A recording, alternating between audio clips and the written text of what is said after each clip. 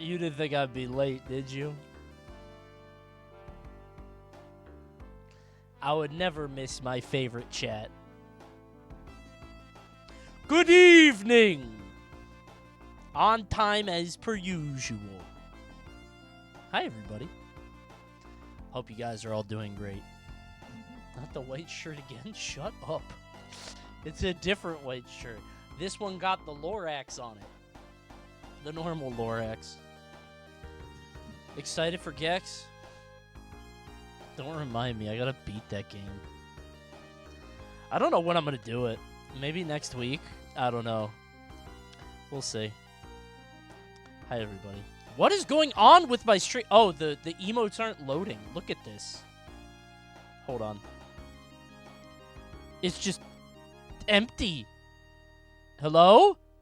What?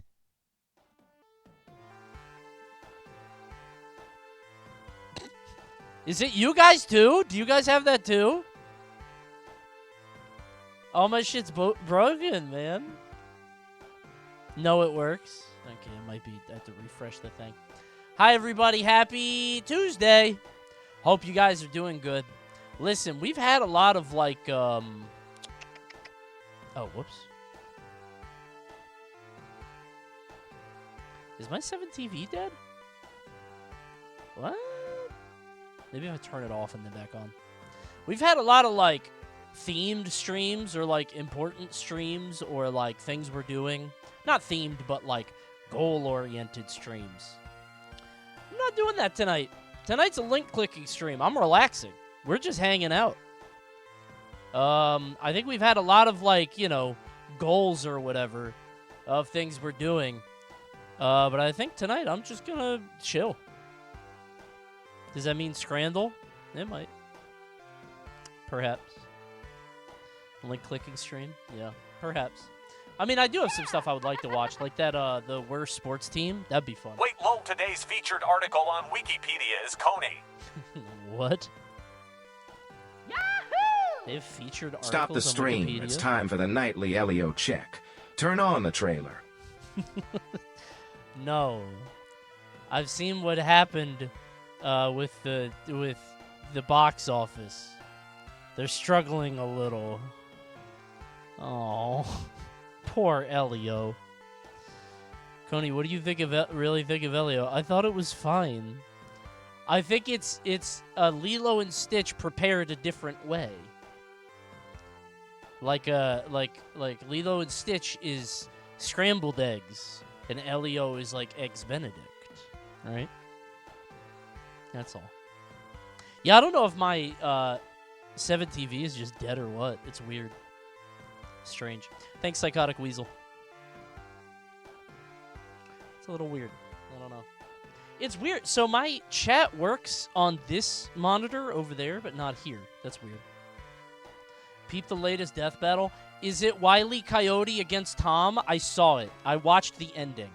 Not to spoil it, but I did. I was like, I wonder who comes on top in this battle. I don't want to spoil it, but viewers may be surprised. I'll just say that. Thanks, Boogle. Thank you, Spoogle. Thank you, Dedo. Thank you, LaFlesh. Thank you, Psychotic Weasel. Thank you, Captain Dumac. Thank you, Frazdu. Thank you, Kraken Huevo. Thank you, Lukery. Thank you, Carpetran. Thank you, Strongest Gamer. Thank you, Fallen Umber. Thank you, Gnarly. And the rest. The rest are just the followers. I got all the subs. Before we get started, by the way, I looked at the featured things. The article on Wiki. Do you mean this? The coin? I don't know where to find... It's not that, right? I mean, not that I would be offended. Not that there's anything wrong with that, you know, but... I don't know what we meant. I don't know if I'm missing the bit. Whatever. Listen, I gotta tell you guys something. I don't know if it's... Maybe it's because of the Twitch, the font things. Twitch changed their font, which is weird. I don't know why they did that. Strange. Hold on. Guys, guess what? Friday has a big surprise. something big is happening on Friday, so don't go to work and clear your schedules. Because Friday is Coney Games. Ah! Who is that? Oh, he's scary. Dude, they dropped this in my inbox, and they were like, can you tweet this? I'm like, I guess. The first thing I said, my head looks so small, I'm built like a pencil. I was like, the first thing I said, they posted this, and the first thing I said was, good Lord. And then I said, this isn't AI, is it? And they said, no. I was like, okay.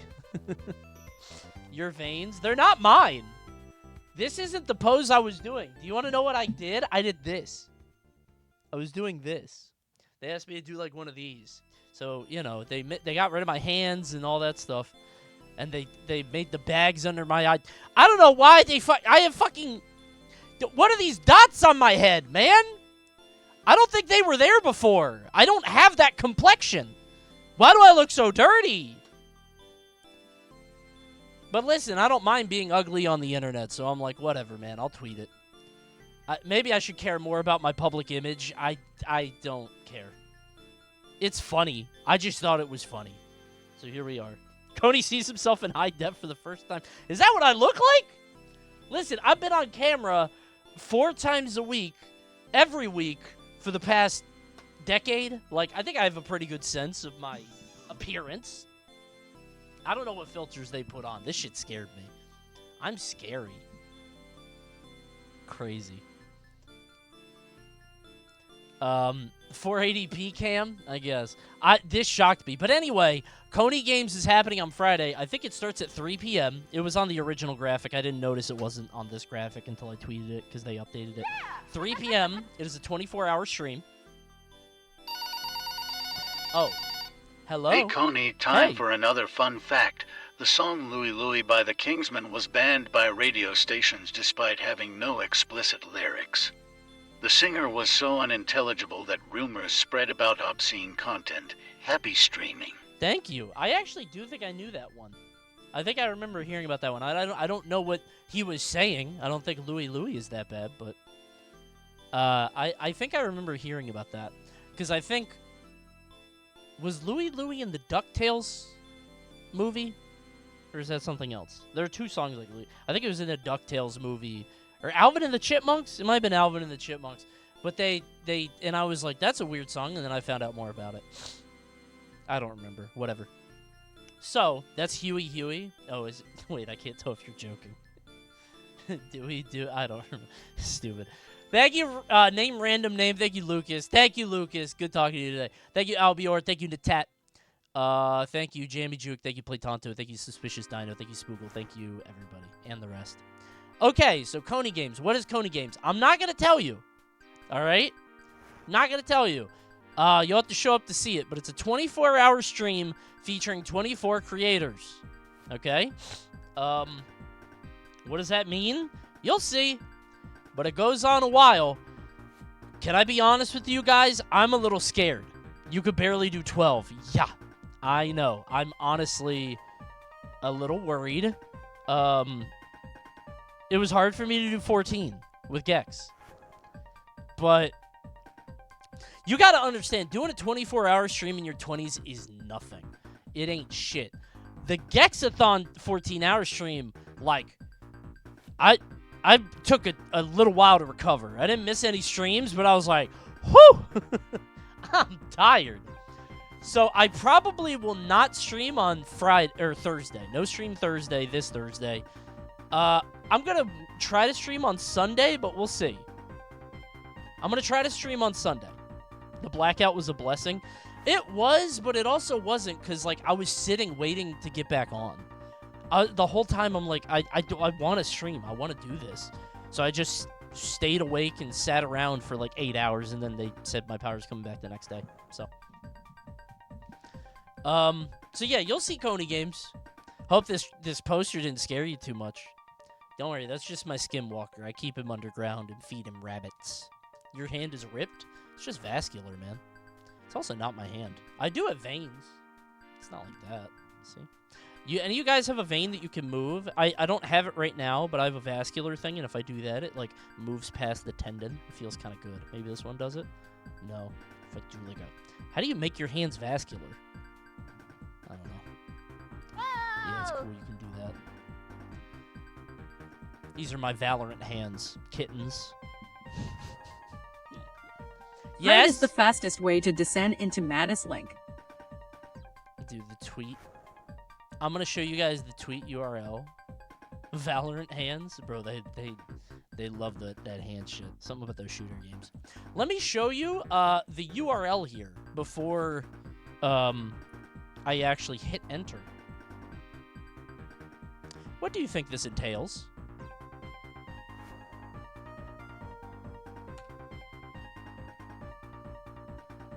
Rihanna is Smurfette. Blonde hair don't care. Wait, looking at this thread? Oh, there's a whole...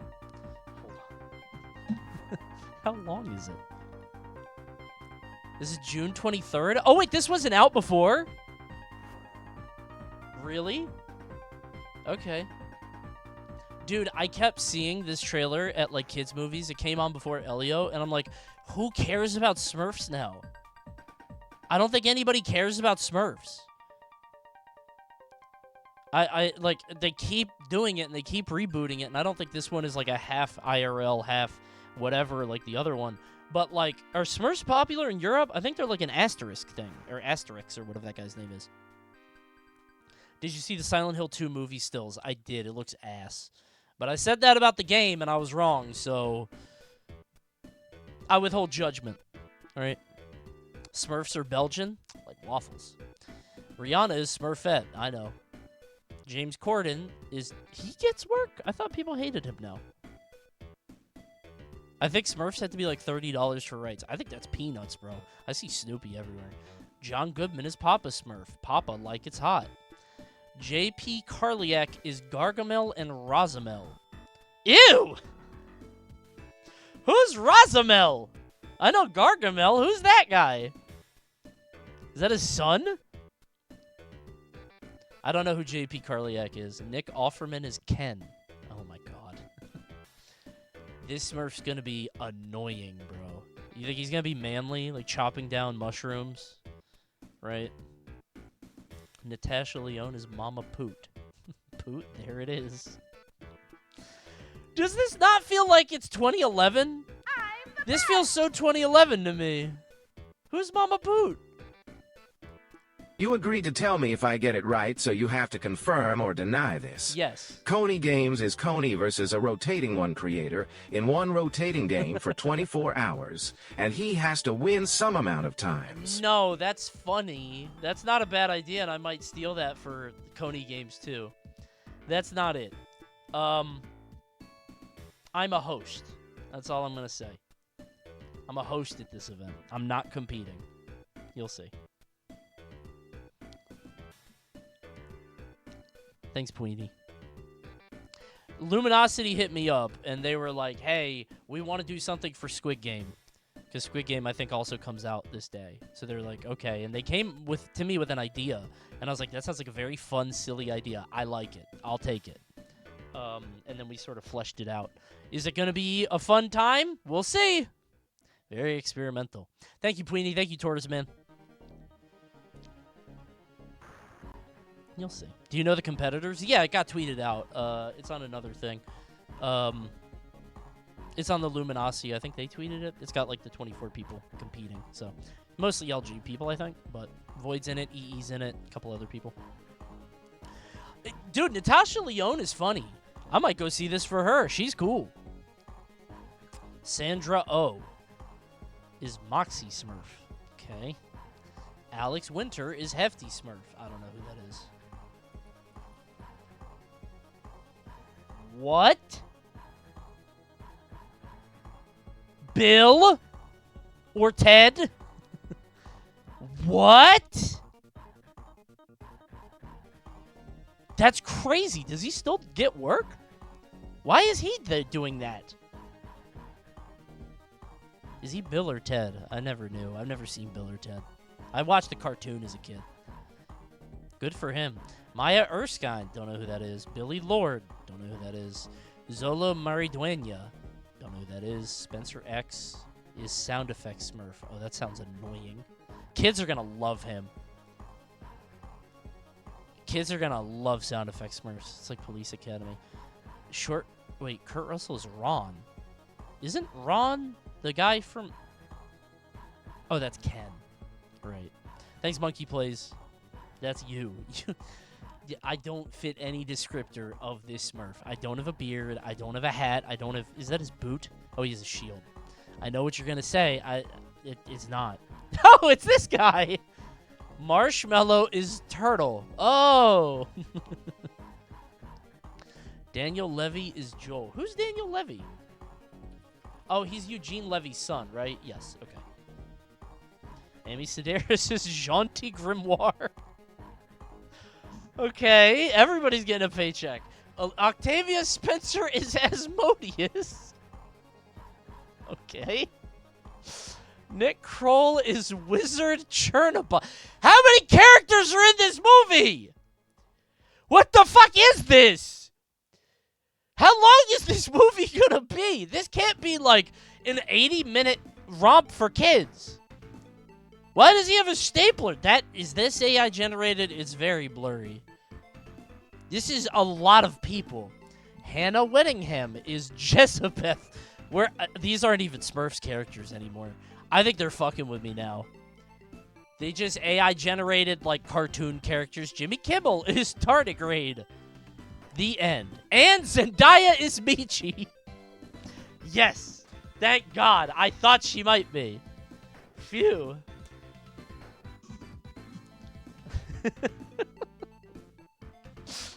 This is so stupid. This feels like a movie from 2011. It really does.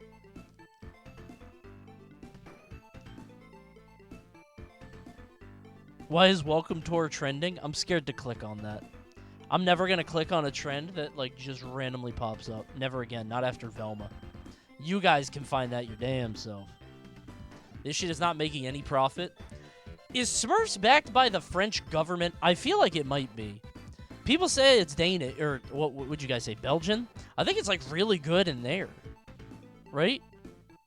I think it's like really popular in France. It's like a European thing. Nothing's gonna happen for 2 hours. You're gonna have a dance sequence at the end. It just feels old, man. I don't know. Weird. My What's Happening panel is some real right-wing shit sometimes. Dude, I just get racist shit. Like, I just get weird, like,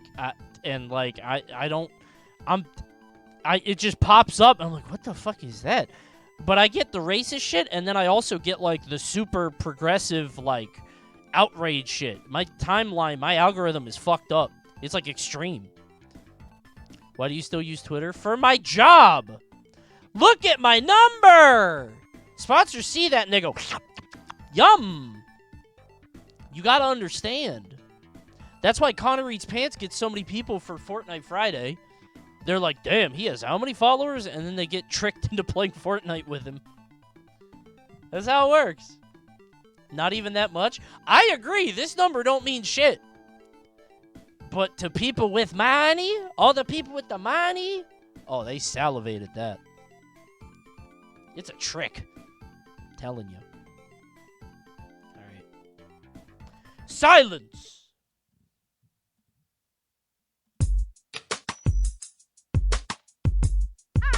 That's gotta be Usher, right? Wake up, jackass. This woman is clearly calling your name. Please, What? wake up. What? Link.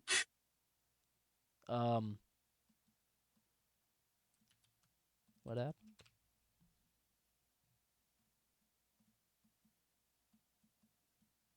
Why you should have a raccoon when I have tried all morning to get his ass up. Coney. Come on, baby. It's time to get up. Me? Coney. That's me? Coney. You know what time it is? It's me. I'm tired. It's 1 o'clock in the afternoon. No, I want to sleep. Well, I'm it's time to get up. tired. You're being lazy today. That is me. That's me after the Gexathon. I was tired. No, leave me alone. You're being lazy. I'm tired. Aw, that is a cute baby. I love raccoons. Raccoons used to be my favorite animal. They got overtaken by pigs. But I do like that guy. That's very cute. His ass is sleepy. I don't like that I can't domesticate a raccoon. And I know there are people on YouTube that have done it or whatever, but like I'm scared to do it. I wish there was an easy way. I don't know. I don't want to spend like years and years nurturing an animal. I want to just be like, "Hey, you're my friend now," and then they trust me, right? Like a dog. Just like imprint on me. Now you love me. Okay. Now I don't have to try anything, right? Just grab one outside. They come out so late. They come out so late at night. I got to be out there for like a while. Dude, I walked my dogs recently, and I saw like a buck. Not even just like a deer. It was a deer, obviously, but it wasn't like a doe. It was a buck. Big-ass horns. And I was like, oh, shit. And there was, because I walk my dogs real late at night, and there's a fence between us. There's like a basketball court, and there's a fence between us. So the deer is looking right at me, and I have my flashlight on. Oh, wait, actually, this is when my power was out. So there was no power around me, so there's no light, so I have my flashlight on. Maybe that's why he came close. Thank you, Weimer. But I have my flashlight on, and he's just looking at me, but he's looking dead at me, and I don't know if deers can look right ahead because they got the eyes on the side of their head. But the basketball fence was between us, so I was like, all right, he's not going to charge me. And I put up the light like in front of my face in the hopes that I could do like a deer in headlights thing, like maybe he wouldn't move. I just start walking up. I want to see how close I can get to him. Tied my dogs to a pole so they wouldn't like scare him. I got really close. And I got about 10 feet away. And then he ran real fast out. And he didn't go that far. He galloped across a field because it's like it was a basketball court and like a soccer field and stuff like that. And he stopped and he turned around. I didn't follow him, but I was like, damn, that's cool. It's weird that like I don't know. I live in a part of the world where deer are still like thought of as like this majestic creature. Because I have so many friends that have lived in like more rural areas, and they're like, yeah, I hate these fucking things. They're like rats. They're pests. But I think they're beautiful, right? My brain thinks that they are beautiful creatures who embody elegance and perhaps a divine meaning, right? Because I don't see them very often. So when I do, just eating leaves in a meadow, which I have, I've like gone on a walk and I just see one, I'm like, oh, beautiful. But they're just big rats. I think they're so pretty. I don't know. Something about them. Forest spirits. I think they're cool. Maybe I just like Bambi. I don't know. All animals are majestic. No, they're not, bro. You know how many times I've seen a squirrel? Squirrels don't do nothing for me. I'm not going to pop for a squirrel. Oh, cool. That one's brown. That one's also brown. That one's also brown. Like, if I saw a gray one, I think they got gray ones in Europe, which I'd be like, yo, that's a different color. But all the squirrels I get are brown. I don't know. Are they big cats or dogs? Deer? Dogs. There are way more dogs. Most four-legged things are dogs. Seeing a deer in the middle of the day is definitely different than seeing one at night while driving. I was actually walking with a friend recently late at night, like 11 p.m., midnight. And we were walking on a path near my place. It's like a biking path.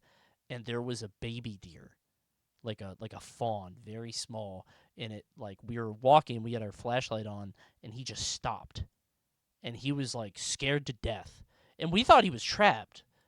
Because he was sitting on the path, like right on the path, like right into the woods halfway. And he's just not moving. He's just doing this, looking around. And we're like, is he stuck? What's going on? The mom is probably nearby. We shouldn't like mess with him.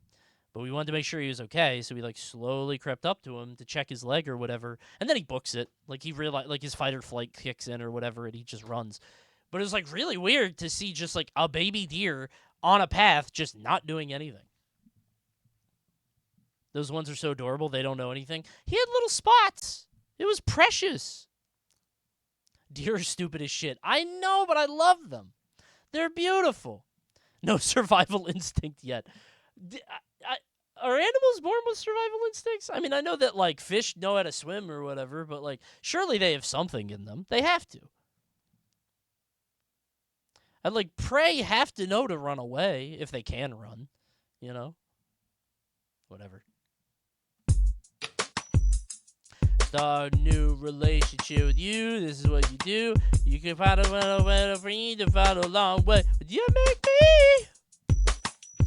It's not Usher. They only got 2 Usher songs. Is that really not it? I don't even know what. I think that's probably 90s. That's a 90s song. I really thought that'd be Usher. Who's another R&B guy? Who was big in 2003? I don't know. Oh, that's different.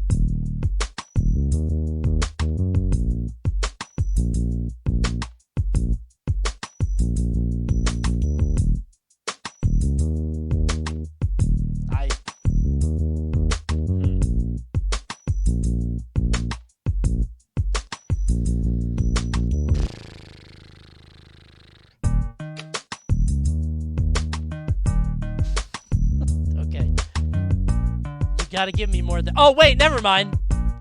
Oh my god. Okay, I see. Okay, that's all. All I needed was the change there. Okay. As soon as it went down one, I was like, oh, okay. I should have seen steel drum. Yeah. Damn, Glorp. Okay. Getting a little deep on that one. That was pretty good.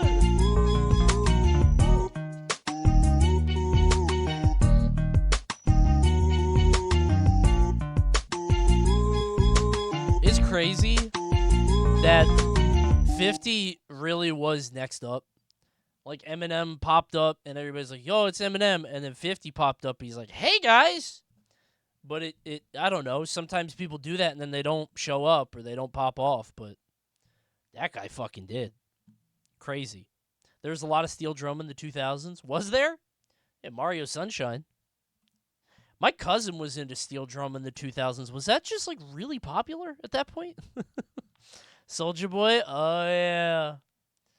Did you see 50 Cent is in line to be Balrog in the Street Fighter movie? No, really? Why can't it just be Mike? It should just be Mike, bro. Like, straight up, I just, close the circle. He's in his 70s? Who cares? Dub him over. He's unstable. What is he going to do on a movie set, bro? He's in his 70s. I could beat Mike Tyson, bro. Do you think Mike Tyson could kill me in one punch? Probably. Yeah. Yeah. How big of a helmet would I need, you think? Like, if I put, like, a pillow on my head, that wouldn't be enough. But if I had, like, a biker helmet, would I survive? Surely. Juggernaut helmet? Well, that's good against brain waves, not against fists. I'm just gonna get rung like a bell. Just I don't know. Your head looks sturdy. I don't know. I feel like I would get a big headache. Probably. Could you push Shaq over? How hard is he resisting? Okay, I'm taller than Kevin Hart, to be clear. How tall is Pitbull?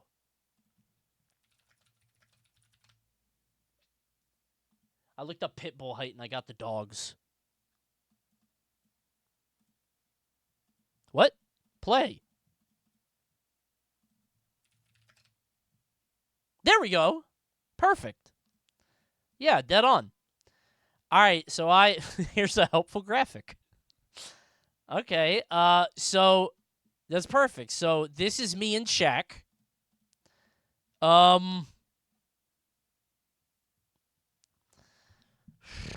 Push him over? Is he sleeping? It's not happening. Can I shoot? Like, can I go for his legs? When you mean push, I gotta, like...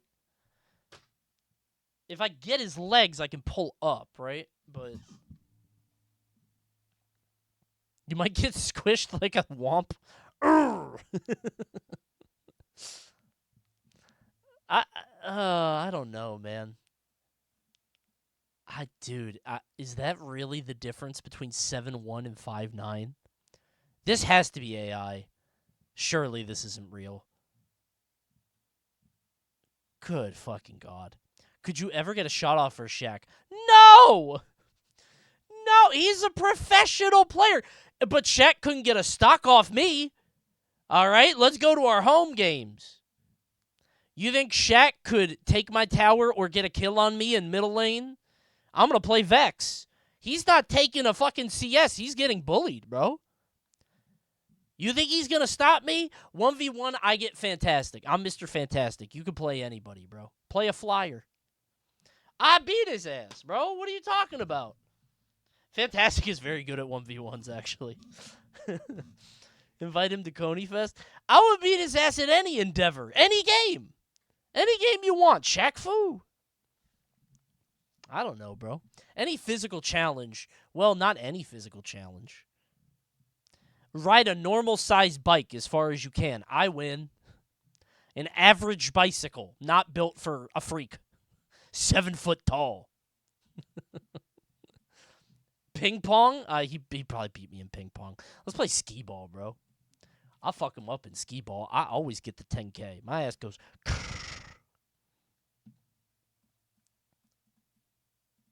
That's a little mean, what, calling him a freak for being 7 foot. Have you seen what he said about San Antonio women? It's payback. I'm an ally. It's not very nice. You just called Dr. O'Neill a freak. Let's play. That's Charles Barkley? Yeah, but he enables it. He's a part of it too, man. That was not Shaq. I thought he was in on it. They both do. I mean, it's mostly Barkley, but... All right.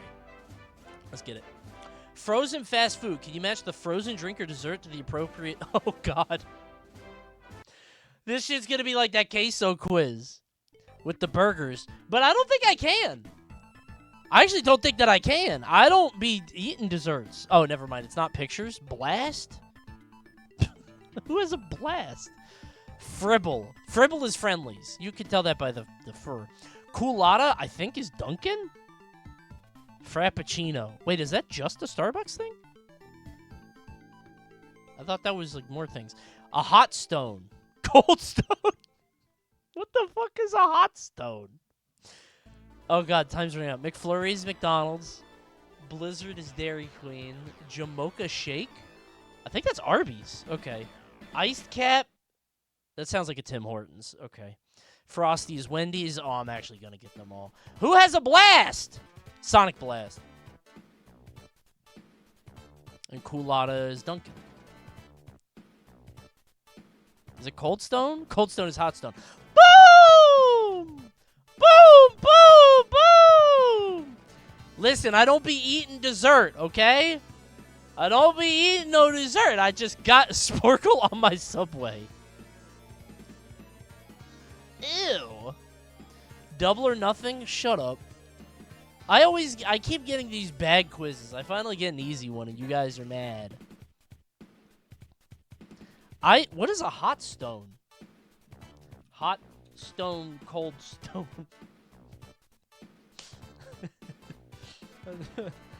I can't find anything about this. I'm getting massage sets.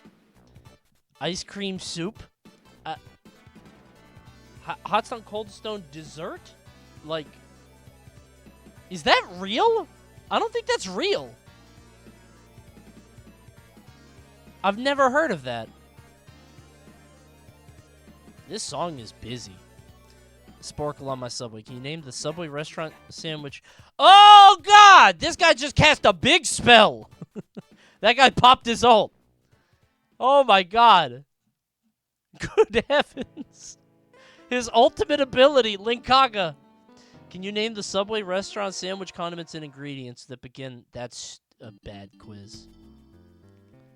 No way, man. That's ass. That's stupid. Hot Stone is a Sunday. Okay. Whatever.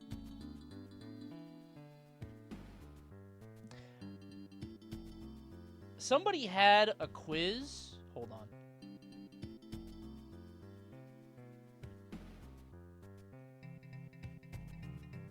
Somebody posted this quiz. Let me do this quick. I don't know how long this will be. Mario Kart World Character Origin Quiz. How long would this take? Probably a long time, actually. Yeah, this is long. I like the idea. Google survey quiz. I like this big-ass cheat. It's a Google form. I think it's a personal quiz just for me. I do want to take this. It is a little long. It's really not that long. Nah, I'll do it later.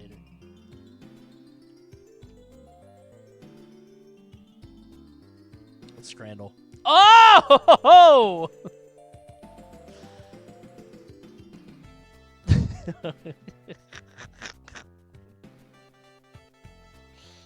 Hold on.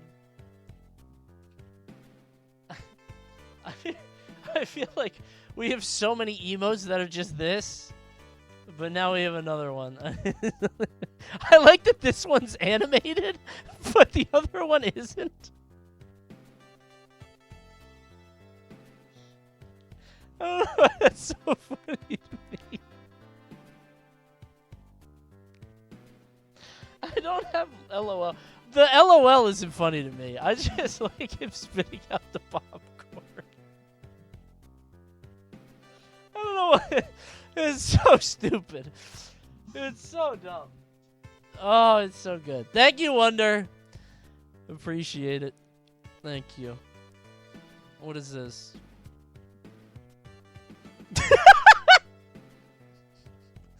No. I'm not going to take his emote. That is good, though. I do like it. I do like that. All right, let's play. Sausage roll or cheesy nachos? A cheeky sausage roll for £3. £3. I thought they had euros now. Or cheesy nachos. Oh, it's like a Lunchable. Well, this one got paper on it, so... What? Dude, it's covered in paper. Is that normal? Why did they do that? Kiwi and sausage pizza. Kiwi? I'm having the pie, man. I don't know if I've ever had kiwi. Margarita pizza with ham. It's a little bit too much ham.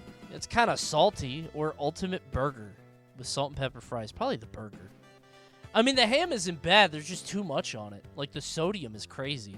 Korean chicken and chips or pork neck steak. This steak does look good. It looks like a lot of fat, though. I'm throwing away a lot of that. But I'm still probably getting that. Really? I don't like Korean food. Maybe that's it. Pie, chips, mushy peas, and grit. Why y'all keep putting mushy peas on things? Put that in a bowl elsewhere. Why do they like... That's everything they like. The quintessential British meal. Or potatoes. I'd probably take the potatoes. All right. Whatever. They like the peas, I guess. Chicken and chips. Oh, that mayo looks good. They got peri-peri or New York loaded fries. This is a mess, bro. You're going to take one bite out of this and the whole thing topples over. Hold on. I just got a collab offer. Hey, man. You got anything going on in July? You knock on the stream. Let's collab. That's got a great content idea. Let me hit up G Fuel. Yeah, I feel like if you do this one, you're not gonna get much of it. I would go chicken and chips. Bullshit, man. Who's doing these today? Sausage and a beer. Can't beat that. Simple as. The full Monty. 2 beef patties, bacon, sausages, onions, and cheese. That's too much. Dude. I guess that's expensive. It was $12. Never mind. These people have no fucking decency. Like, let's have a little modesty. You know what I'm saying? Like, Yeah, the prices are fucked on that. That's my bad. Yakitori, skewered chicken with rice. Oh, dude. It's definitely right. Yeah, that chicken looks delicious. That looks real good. Churros with Nutella, chips with Nutella. I don't like Nutella. Can I send them both back? That shit is too rich. Ugh. I guess I'll go that. I would rather go sweet and sweet than salty and sweet. Oh, cheesy chips! I want a cheeky bit of cheesy chips. I got some salt on that too. How about a little ketchup as well? Oh, bosh! What is lumpia? 22 quid? What is that?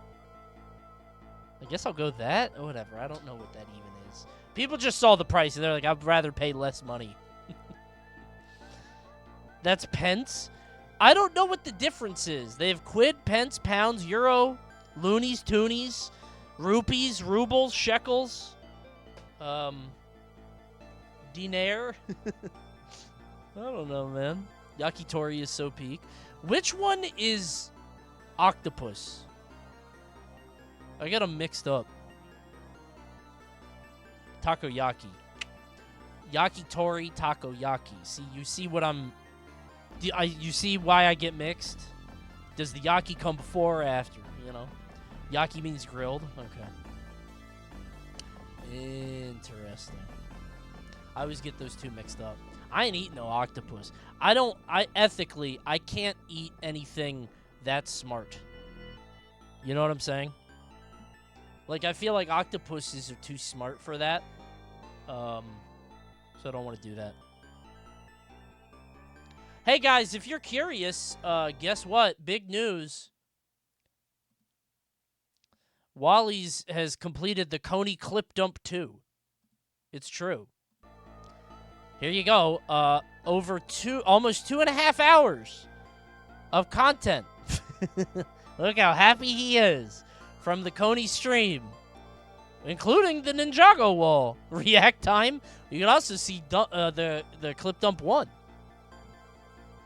2.5 hours of even new stuff. Look at that. You also might be in it.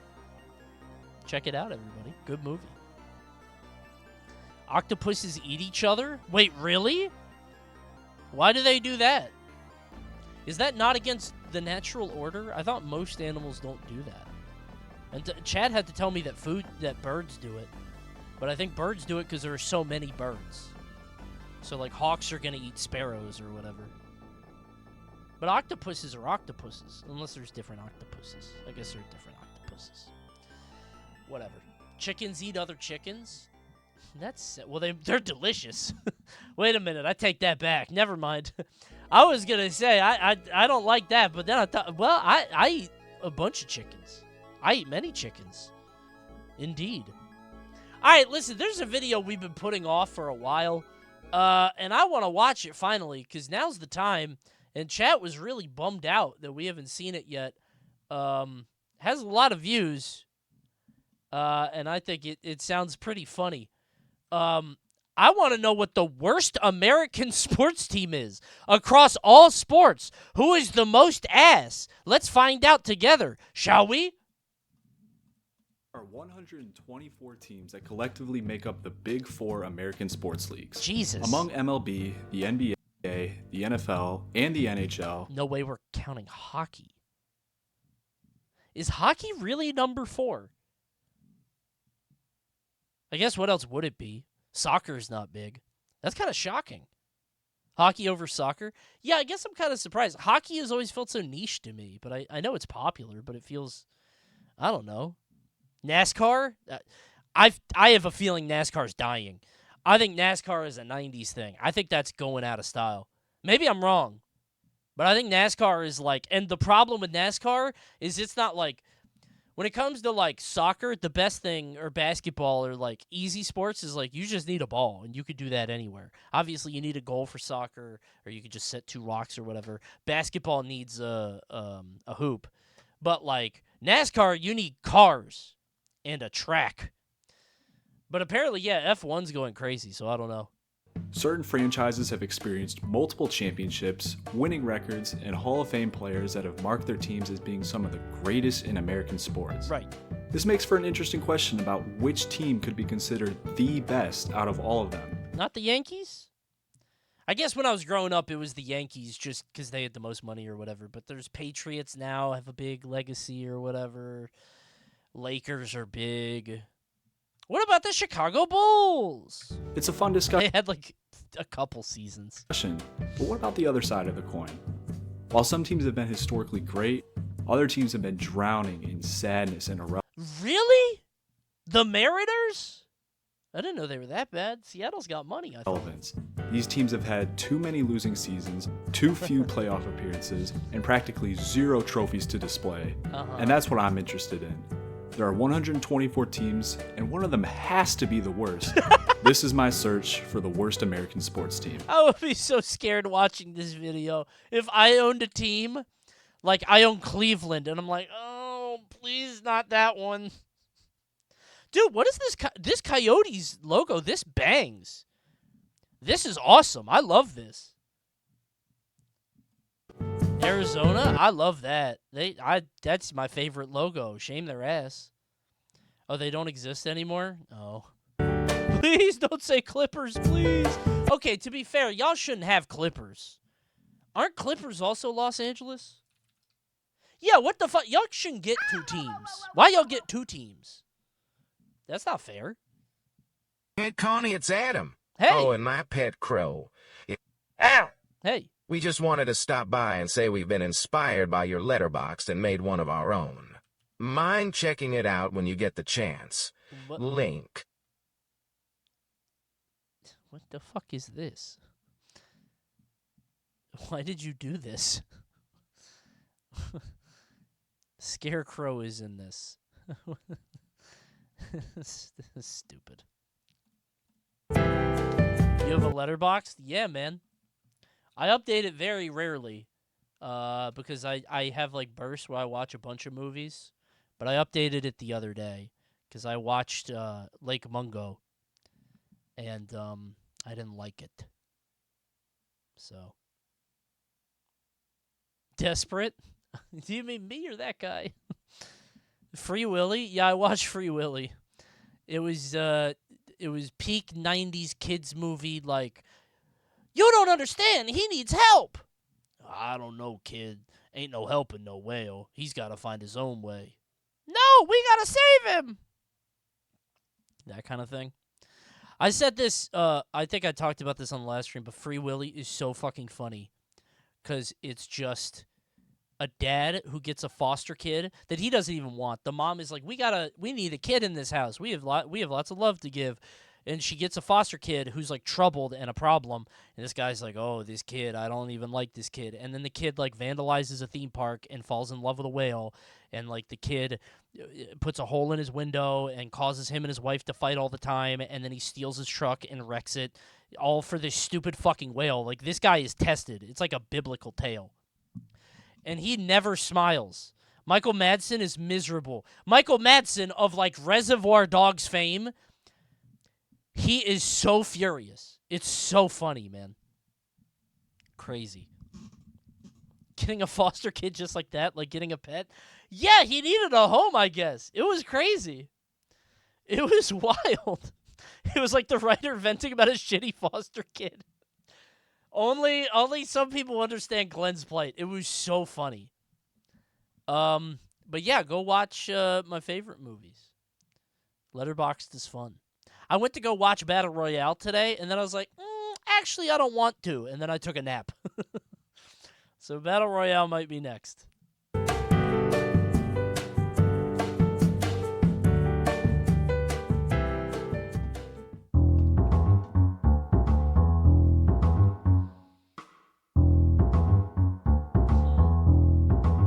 Get rid of the prestige Now, teams. examining each team individually would be a waste of time. Right. Some teams have just been way too good for them to ever be considered the worst. It's weird that the Chiefs are good now. I thought they were a meme team when I was younger. I still have a child's idea of what, like, the 49ers were good in the 90s. So I'm like, oh, they must be good. They still got Jerry Rice. Is it worth asking if the Yankees and Patriots could be considered as the worst team ever? No, because they've won multiple championships and some of the best players in their sports were on their teams. This means I had to shrink the number of teams down that were considered, with a rough goal of around 5 or so teams that could be argued as the worst. In order to eliminate some teams, there were 2 qualifications that I decided on. Any team that's won multiple championships or has a win-loss record above 500 would not be considered. Like all time? I guess that's fine. But could they win one championship? Because I feel like you could just be like, who's never won? And that would probably be like, I would probably cut it down to like a couple. This made sense to me. For a team to win multiple championships, that means that they were the best team in their league at least 2 separate times. And for a team Marlins have been dog shit for most of their history, but have 2 championships. I remember the Miami Dolphins were a big deal during the time of Ace Ventura: Pet Detective. Dan Marino was popular. Have a win-loss record above 500, but apparently that means that they win more games than they lose, which at least call that phone number. Means they're decent. Yeah. Adam, Coney the NASCAR lore is incredible. Plus, watch this, and if you don't like it, kill me for 2 weeks link. You blew it. You blew it. And then the most important race in NASCAR history deserves a closer look. You know what? I actually have another NASCAR video on my list for tonight that I wanted to watch. If we get to it. It might be the same channel. It got recommended by chat It is. It got recommended by chat a long time ago, and I'm curious. Talladega Superspeedway has been shrouded in controversy. It's the worst NASCAR race ever. So I was going to watch this later. So I'll check that out maybe later. That was me. You recommended it. It's been sitting in my watch later. It's gathering dust, but maybe I'll watch it tonight. This got rid of a lot of teams. 84 of them fit into one of these 2 categories. The Bulls logo goes so hard. That's so good. I love that logo. Nothing to suggest Chicago, but he looked mean. And a lot of them fit into both. Because as it turns out, when a team wins multiple championships, that means they're also probably winning a lot of games. They have to. Unless you're the Buckle Championships. Wait. That means they're all... Who is that? Oh, that's Boston. Best win-loss percentage in the NBA. Interesting. Wait, the Ravens have the best win-loss percentage? Does that mean like that year or forever? Really? Ravens are good. Holy shit! I mean, I guess they're relatively new too, but damn! Okay. Must be why everybody around me loves them so much. I don't be watching football, but this is Ravens country. Also probably winning a lot of games. Huh. Unless you're the Buccaneers or the Marlins, who have the worst win-loss records in their leagues, but they've each won 2 championships. All right, yeah, I know. Sport. Oh, look at who did it for them, by the way. All you need to do is bring this asshole in. Wow, you're the best now. Sports can be weird. Dude, this is what a fucking accomplishment, by the way. Dude, this is how you know you're the best in the world, when you just take an ass team and you're like, no, we win actually. That's crazy. What an unbelievable flex. That's that's embarrassing to literally every other quarterback on the planet. Weird. This meant there were 39 teams left to be examined. They were good beside him. Not that good. Which was still way too many to look at individually.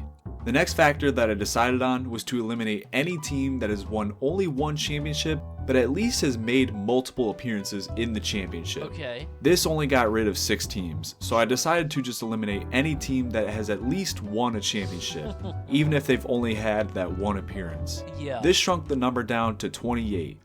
That's kind of shocking that 28 teams just have never won. I guess it shouldn't be. I mean, I don't know if it's like, I don't know how teams get money. I don't know if it's like a funding thing from the city or what, but... Now, you may ask why I didn't just eliminate every championship winning team sooner.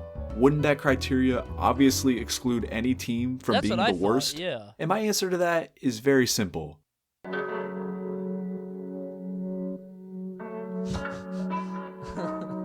Okay. If depression was a football team, it would probably manifest as the New York Jets. Their win-loss record is .437, which is the 6th worst in the league. The team has only made the playoffs 14 times, which is the 5th lowest in the NFL. For a team that was created in 1959, that makes this number look even worse. Oh. Often the Jets serve as the punching bag for the other teams in their division. Oh my god. The Dolphins? Not the Dolphins! And they're better known for their embarrassing moments than any sort of success. Okay. I've never seen that before. Other teams in their division. How have I never seen And they're this? better known Have I seen for this? their I feel like I would remember it. moments than any sort of success. How did that even... In front of everybody, bro. You 100% have? I have to have. On NBC, bro? On the national stage? Sort of success. Oh. Embarrassing No way moments they than picked any up. sort of success. This guy. Oh, shit. Oh. Imagine being like out Success. here. Imagine being like a receiver or whatever. And where is that guy going? Why is he running? Where is he going? Why is that guy running so far? The only real moment of success for the Jets was in Super Bowl III, in which quarterback Joe Namath guaranteed they would beat the Baltimore Colts. His guarantee held true, and they went on to win the only Super Bowl that they've appeared in. Sheesh. The closest they've been to returning was when they made back-to-back appearances in the AFC Championship in the early 2010s. However, both times the Jets could not get it done. Damn. And since losing that game to the Steelers, the Jets have not returned to the playoffs once. That's a bummer. 14 Thanks, years have Goofy, gone for the by, prime. and not a single playoff game has... Speaking of Prime, by the way, ads are in 30 seconds.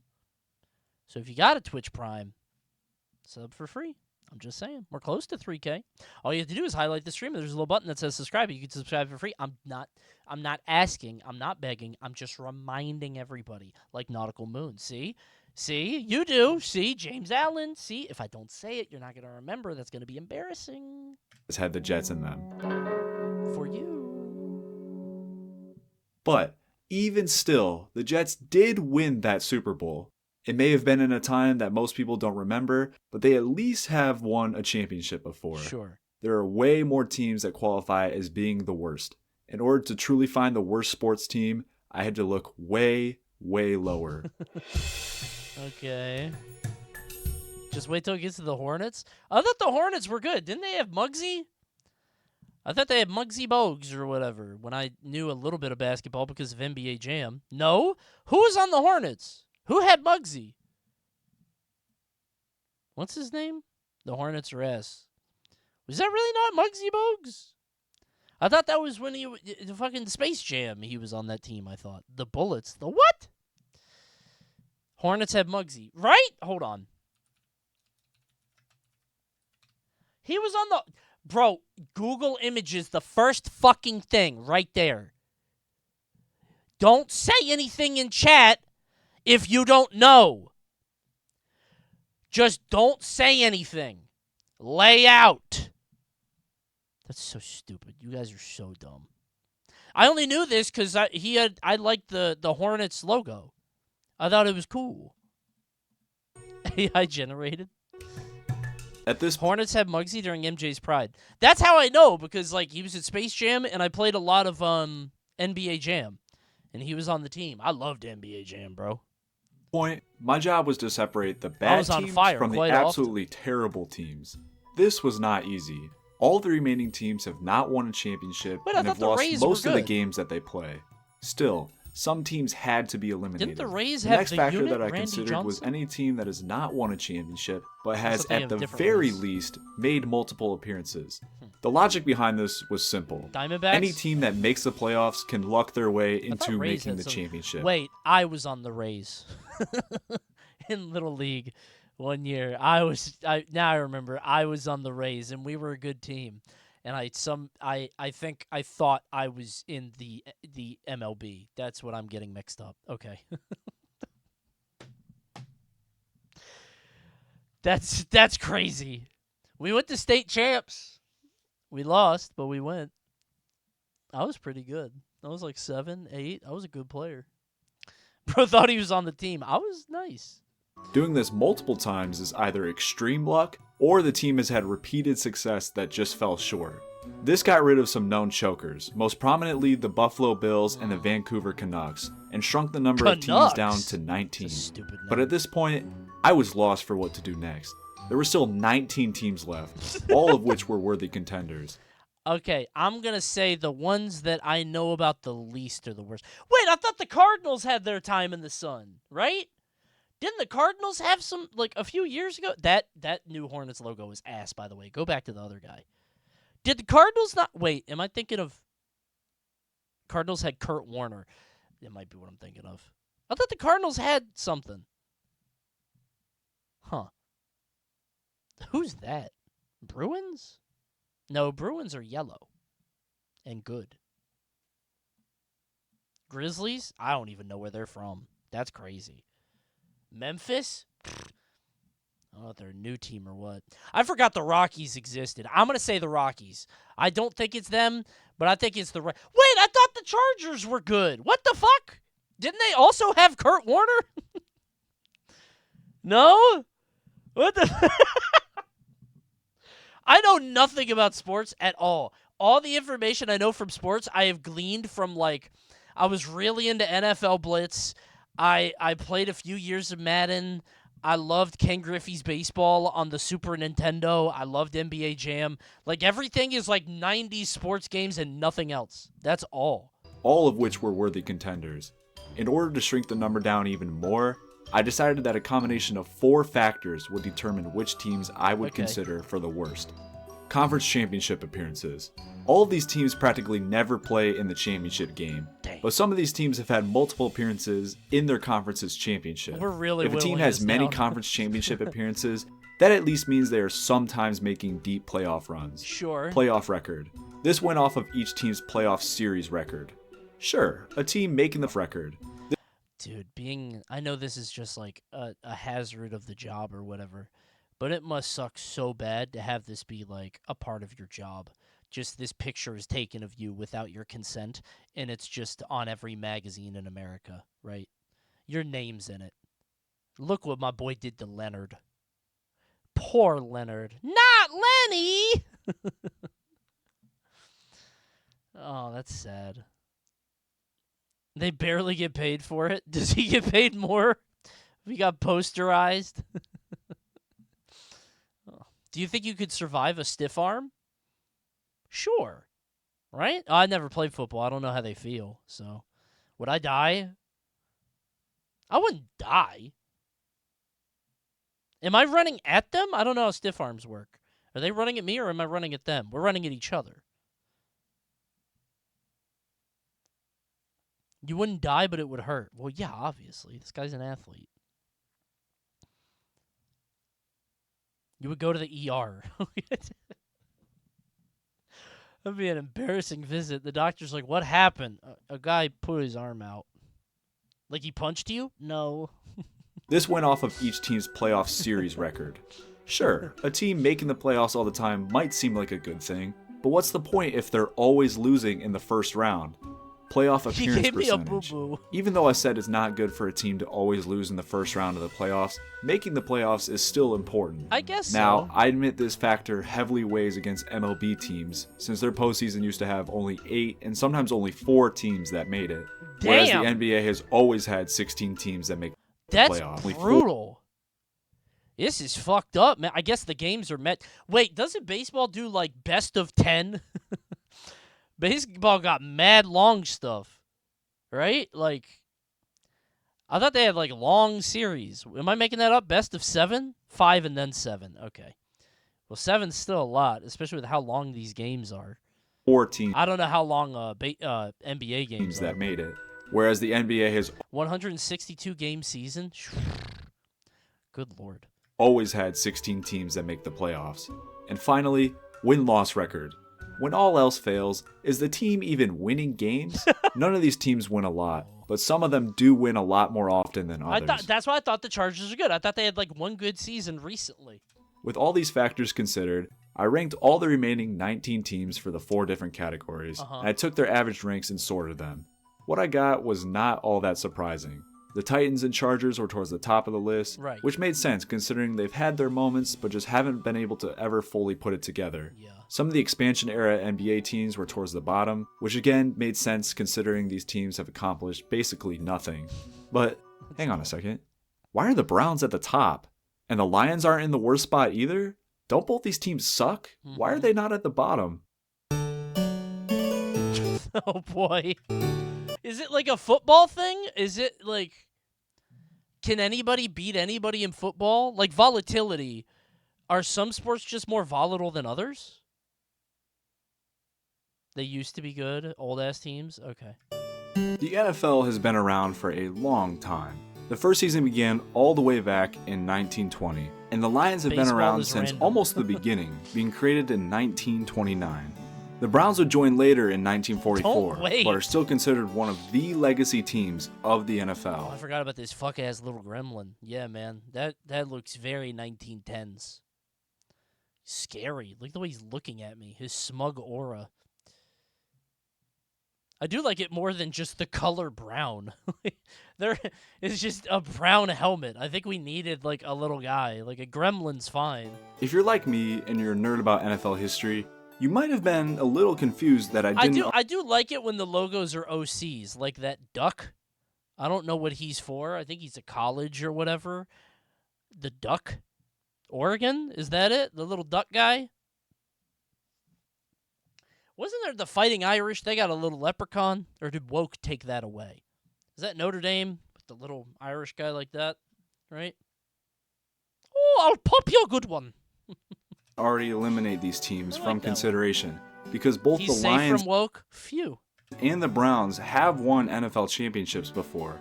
Both teams won 4 NFL championships and were easily Look up Western Kentucky mascot.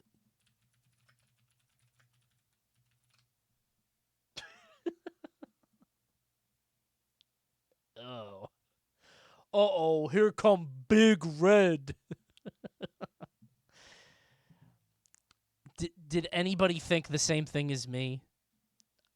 It's very gross. He is shaped like a cylinder and red. Did you think the same thing I did? The gum, a herpy? No. No. Not a penis. No. Blood vessel? No. I went tampon. I guess we all had a different read on this.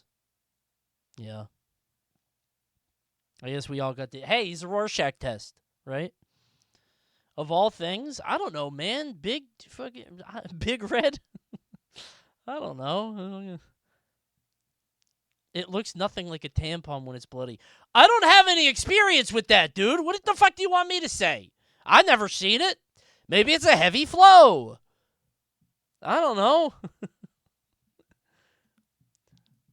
some of the best teams of the 1950s, but that's not what their legacy is.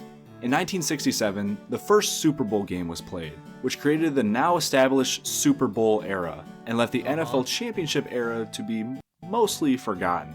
The Super Bowl era has not been kind to either of these teams. No, my significant other has never shown me a used tampon. I don't know if that's normal in other relationships. Editor, if this goes on YouTube, cut all of this.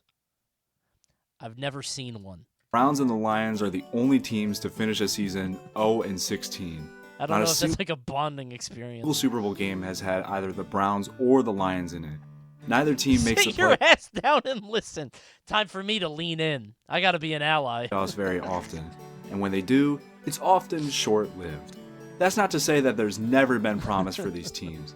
The Lions were able to win 15 games in 2024, the most in franchise history. The Browns might be rebuilding right now, but they did 24, the most in franchise history. I love it. The Browns I love it when an ass team got a new phrase like, we're on the clock. Here we go. Just, bro, give it up. Ain't nobody believing that. No, stop, man. That's just for the draft? I see. Is it like a draft thing? I thought it was like a Jeb. Never mind. Okay. I thought it was like this is our new thing. No, we're okay. All right. Wait, when it's time, it's your turn to pick. They say that. Well, that's stupid. They shouldn't do that. This is too dramatic. Why do they have, like, graphics for it? This is dumb. That's not my fault. This might be rebuilding right now, but they did have promise. The Pacers slogan in the playoffs was, yes, sirs. That's not so bad. No, it's bad, but, like, it's clever, right? I kind of get it. Saw that clip of that white guy going, Duval. I had to look up, what the fuck is Duval? We're learning so much about sports today. For their future just a few years ago. Time will tell if either of these teams will ever win a championship again.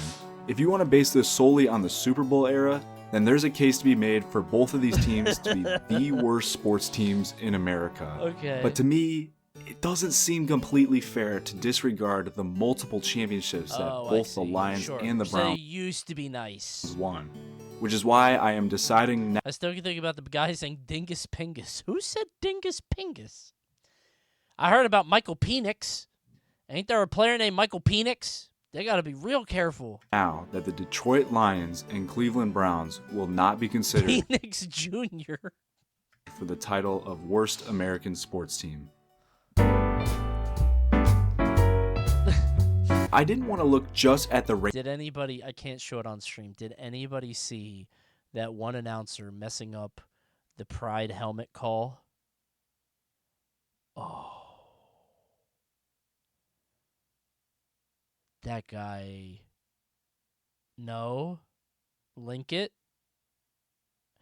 I don't know if I'm allowed to watch it. This is like a weird spot where, like, he said a slur, obviously by accident, but me watching it with the intent knowing he said a slur might be weird. But he meant to say pride flag. But he made a oopsie. Completely by accident. But in the clip, he said it, and then there's like a 30-second silence after. Like, oh. And it's like clearly just like, when you speak for a living, it's gonna happen. I think. It's just, unfortunately, you're gonna have a oopsie daisy, but didn't try and correct himself? Well, he did, but that's the problem, is it only made it worse. I think you got to keep going.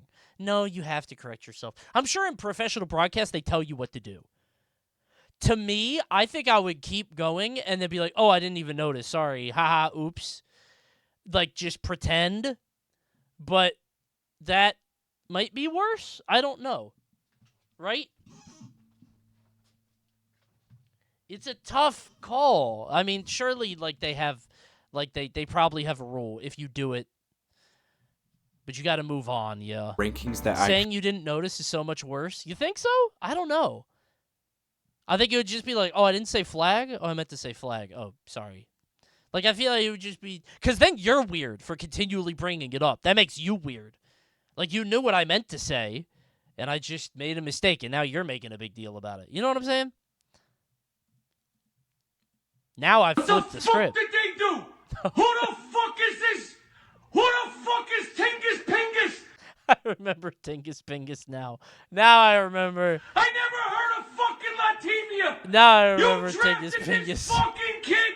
You stupid. I bet this did wonders for this kid's career, bro.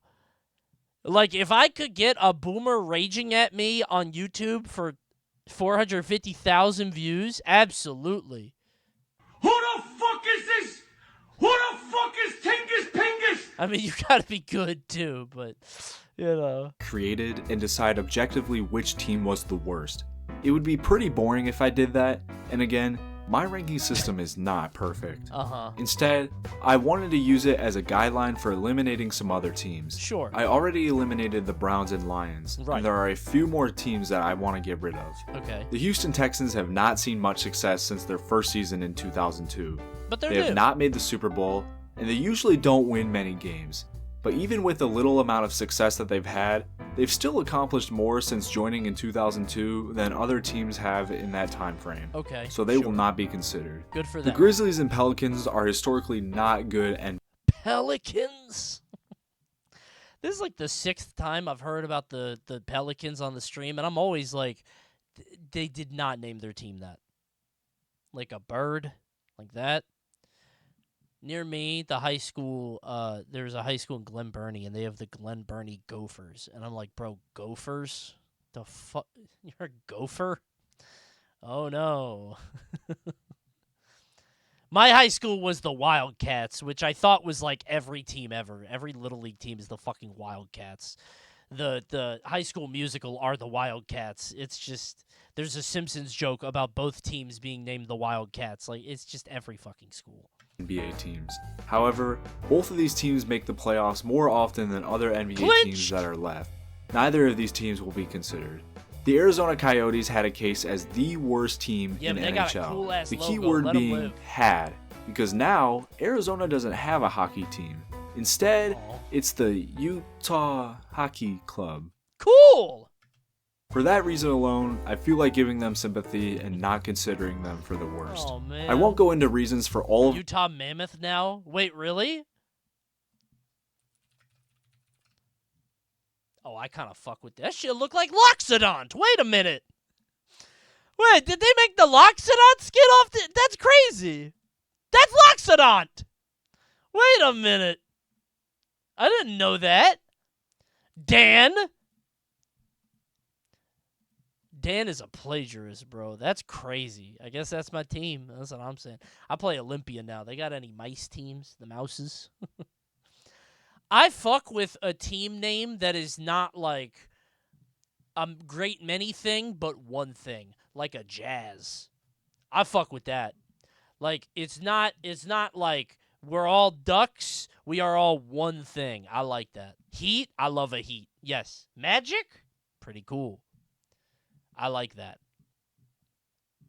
I like that quite a bit. A singular duck? The Mighty Duck. Oh, shit, that's a big duck. Watch out. I like that. the teams that I decided to not consider. Instead, I have 4 teams left that I'm going to make a case for being the worst in American sports. But before I name the worst teams, I want to give a quick disclaimer. These teams are objectively bad teams, and at the end of the day, deciding on which team is the worst out of all of them is my opinion. You can make a case for any of the remaining teams to be the worst, and I really wouldn't argue against you. Who are the Blue Jackets? I've never heard of that. Columbus? Ohio? I've never heard of this team in my life. When were they formed? 2000. Wow. I've literally never heard of that. I don't really know many like hockey teams or whatever, but obviously I ain't got no video games, so They fire a cannon before every game. Got to do something to fill the seats. People aren't going for the W. Why do people still go to sporting events in ass cities? I feel like it would bum me out. I guess you're not going for the sport. You're going to hang out with people and drink or whatever. But I don't know. It'd be sad. We always lose every time. What else are you going to do? Go to the different team. Well, if you're in Ohio, you're fucked. Because you got the Browns or the Blue Jackets. You need something. Right? Listen, I get the appeal of sports games, but I feel like you need one good team. And if any of these teams that I name wins a championship in the next couple of years, this is such a Maryland this take. video I mean, my teams are nice. What can I say? Actually, that's not true. Apparently, Orioles are dog ass right now. will become pretty dated quickly. But that's enough rambling from me. Without further ado, let's begin with the first team. Yeah! These guys! When you think about sports in the city of Columbus, you're probably going to think about Ohio State football before you even consider the Columbus Blue Jackets. Okay. The Blue Jackets played their first season in 2001 and finished with only 71 points and 28 wins. A team struggling in their first season is not uncommon, but the Blue Jackets would remain bad for years. They put together their first winning season and made the playoffs in 2009, 8 years after they first joined the NHL. But their moment of success was short-lived after getting swept by the Red Wings in the first round. The team would not make the playoffs again until 2014, in which they, once again, lost in the first round. The team's best run of success was in the late 2010s, in which they had a stretch of 4 winning seasons and 4 playoff appearances. However, they only managed to win 2 playoff series during this time. The second playoff series that they won was during the 2020 COVID season, in which more teams than usual made the playoffs, and it helped the Blue Jackets win a series for the second time in the franchise's history. Did they open up the bracket like, that's it, everybody in? Thank you, Chumble. Mickey Mouse playoffs? That's what I'm saying. Why do you get a bonus have round? Not been great for the team so far. That's funny. Since the COVID season, the Blue Jackets have had losing records and missed the playoffs. I don't know who started the Mickey Mouse shit in sports, but it's so funny calling things. I love that. Each season. Things were a little more promising for the team in the 2025 season, as they won 40 games and were very close to making it back to the playoffs. But as it stands right now, they are historically the worst team in the NHL, and possibly the worst in American sports. The one thing that saves the Blue Jackets is that the team is relatively new. Sure, they've been around for some time now, and newer teams have already shown the same or more success than Columbus. It would be much worse if they were around for over 50 years and had nothing to show for it. All while they had to watch their crosstown rivals surpass them in every single Clippers? way. Yeah. I remember when I was a kid, I would play NBA Jam, and I'd be like, damn, the Lakers are pretty good. Or no, it wasn't an NBA Jam. It was some other, it was like an N64, I think, basketball game, like Hang Time or something. And it was like, damn, the Lakers are good. Wait, there's another LA team? It was. Why do they get 2? Why is it like a joke? One of them are good. It was the same with like Yankees and the Mets to me. Like, I'm not saying the Mets are bad or whatever, but like the other side is Yankees. Why do you get 2 teams? That's silly. The little brother of Los Angeles. In 1970, the city of Buffalo was given an NBA team, known then as the Buffalo Braves. The team made the playoffs a few times in the 70s, but never saw much success during this time. In 1978, the team moved from Buffalo to San Diego and rebranded themselves as the San Diego Clippers. The team was not very successful after their initial streak of making the playoffs. Dude, 70s jerseys are awesome. Those shits are short. Is this what they look like now? Maybe it's just the image quality. Something about this, like, I fuck with this. I love a 70s look. I don't know. In 1981, they don't look like that now, right? I was going to say, I feel like that's not normal. A scumbag known as Donald Sterling bought the team and forced them to move to Los Angeles. The move to LA did not help things turn around. The team kept having AI and Kobe made long shorts cool. That sucks. Losing season after losing. At first I was like, AI? Wait, like the computer? And then I was like, wait, did he mean Al? Who's Al? And I was like, oh, Iverson. Season. My brain had to It wasn't process until 1992 that the team finally made the playoffs again. But they would lose in the first round, and they would repeat the exact same thing the year after. It would take until the 2006 season for the team to make the playoffs and win their first playoff series in 50 years. Throughout this time, the Clippers have had to watch as the Lakers became one of the greatest teams in the NBA. While the Lakers continued to win multiple championships in different eras of the NBA, the Clippers hadn't even made it to the conference finals once. Things turned around for them in the early 2010s, in which Chris Paul and Blake Griffin were the pro is pogging. This series is, in 50 I don't years. know if there could ever be a better feeling on the planet. You are surrounded in your city and home. You just did the sickest thing in your life, and everybody saw it. As the Lakers like in front of all of your peers. Like, this is, I genuinely, like, this level of joy. I don't think you will ever feel it. I don't think I will ever feel it. You get what I'm saying? The level of dopamine in your brain, he's chasing this high the rest of his life. One of the greatest. Getting a Twitch Prime feels better? I think maybe using your Twitch Prime feels better. Or passing it along to another Twitch chatter with a gift sub. That might, dude, giving is a big deal. When you give to people, you care, and then it activates the things in your brain. You might feel like him if you do that. Greatest teams. Wouldn't that feel good? And what if you gifted like 100?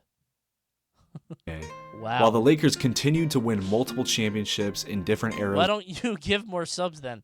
I've given plenty. Of the NBA, the Clippers hadn't even made it to the conference finals once.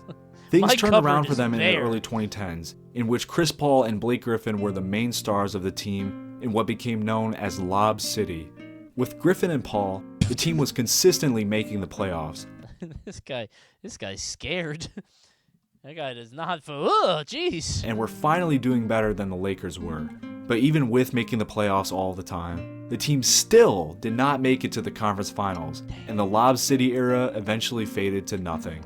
In 2019, the Clippers were able to completely restart and become a contender to win the finals after superstars Kawhi Leonard and... Oh, not that guy! He's gonna come back!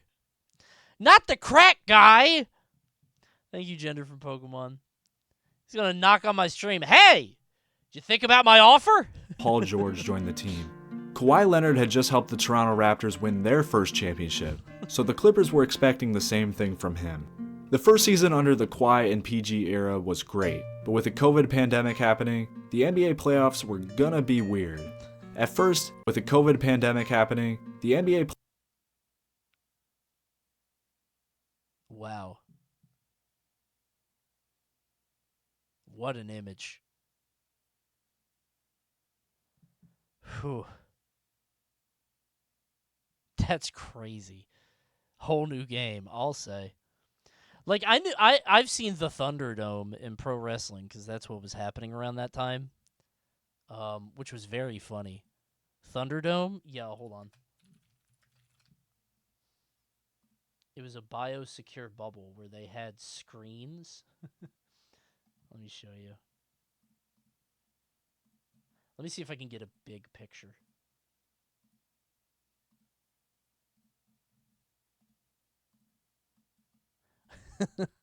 Yeah, so like it was the same thing, but they didn't have like the green screen, so it was just like you had a view of the thing or whatever. How did nobody like expose themselves on the camera, right? I guess there might have been legal action and you probably signed a waiver, but like I feel like it'd be very easy to do, right? You just put that shit on national TV or whatever. Surely someone did. I would think so, for sure. But surely one guy was... Well, probably, yeah. I think so. Yeah, I remember this. I didn't realize that everybody was doing it. Also, I didn't realize it was a sponsor activation presented by Microsoft Teams. Wow.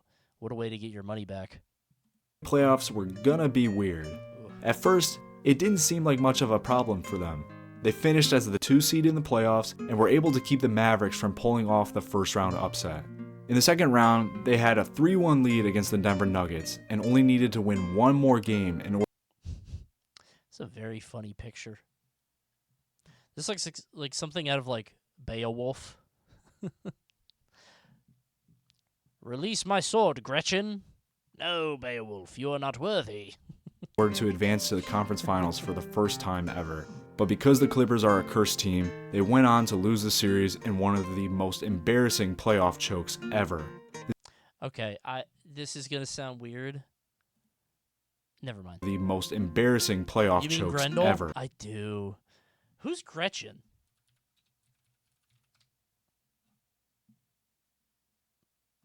There she is. Who am I thinking of? My friend in middle school, my best friend had a dog named Gretchen, and I think I conflated them, and I was like, oh, that dog must be named after the monster in Beowulf, and then I forgot. I wonder what I'm thinking of.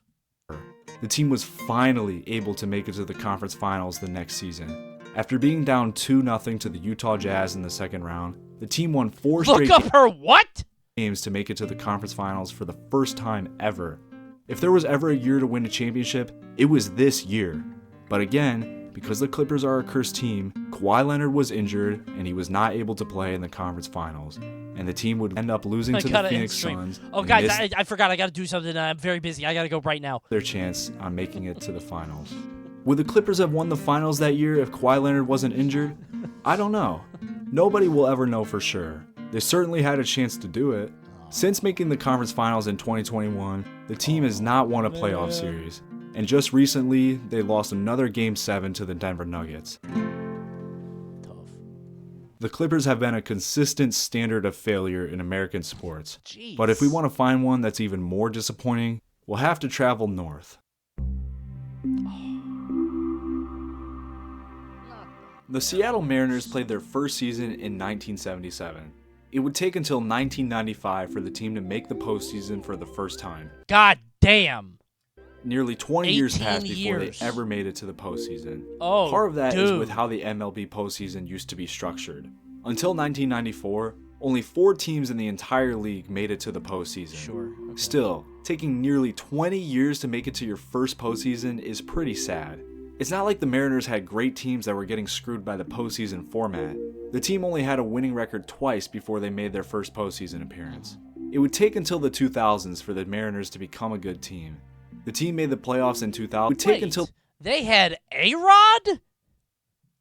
What? How are they not winning? I thought he was really good.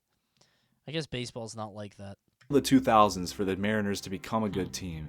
The team made the playoffs in 2000, but lost in the ALCS to the Yankees. In 2001, the team was One guy can't win games. Tell that to Tom fucking Brady, bro. historically great, He do winning it. 116 games, which is a record that has not Tell that to Mewtwo King and Brawl doubles. He do it. been broken since. That's different. Shut up. This was their time. All the years of losing seasons had led to this moment. Tell that to Bowser. Bro, Lemmy was beating my ass on Bowser's challenge. They were going to go to the World Series and win it all. The Mariners won their first round matchup, and when they got to the ALCS, they lost again to the New York Yankees. By a lot. Oh my God. Why even make noise? 2 outs, top of the ninth. Give up. Give up. Cameron into right field. Spencer. Dead. Yankees for the 4th year in a row Jeez. have a date with a fall classic. That season must have been their one shot at glory.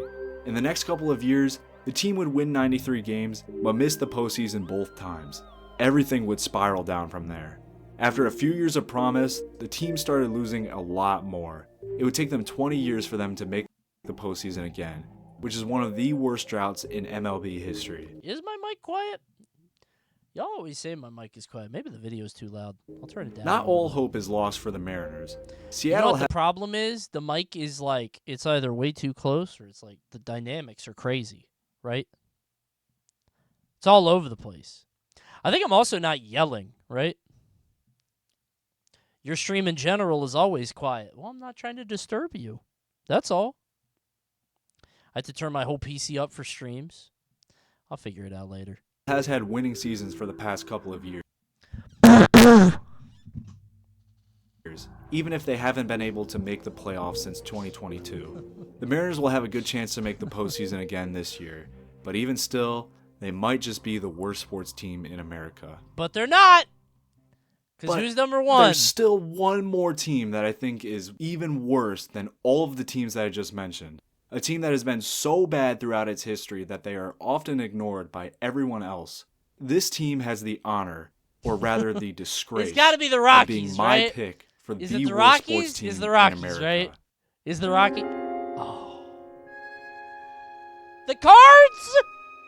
The Arizona Let's go, Cardinals! I thought they had a season recently. Cardinals are a Right? sum of all the bad parts of a sports team. Oh. If you took the bad season records of the Columbus Blue Jackets, the lack of playoff wins of the Los Angeles Clippers, That was and the postseason droughts 2008? of the It Seattle might have Mariners, been. you would get the Arizona Cardinals.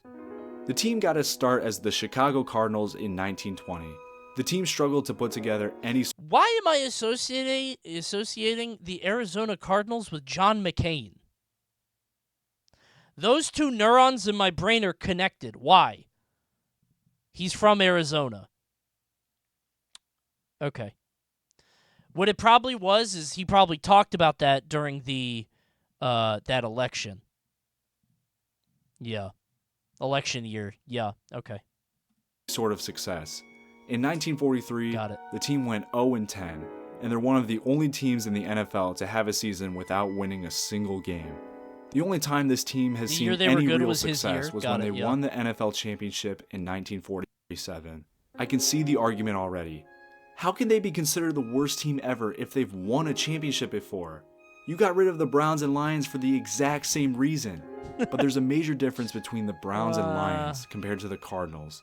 The Browns and Lions were dynasties of the time. I also think the Browns and Lions are like funny bits. Like the Browns and Lions are funny jokes for like LOL bad team. We aren't funny. You're very funny, bro. It's awesome. You guys are meme teams. Arizona Cardinals don't got the meme format. with each of them winning They ain't 4 got nothing. championships. It's just a bird. The Arizona Cardinals right? only have that one championship to show for it.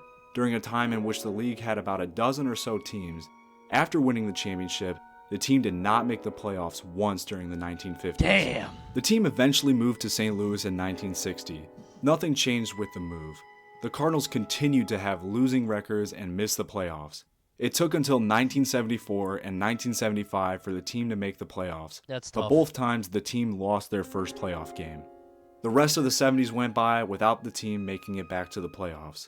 The Cardinals finally made the playoffs again in 1982, a season that saw a huge players' strike, and the team finished with a record of 5-4. They would lose. Damn. It took until 1998 for them to make the playoffs again, in which the team finally won a playoff game. They would end up losing their next game in the divisional round. Right, the Vikings were good, and I know that because of NFL 2K1 with Randy Moss. Dude, everything I know is about video games. That's crazy. It's literally just video games. It's just playing these games and having these ideas in my mind of like, touchdown, LOL, true, yes. Thanks, Ariel.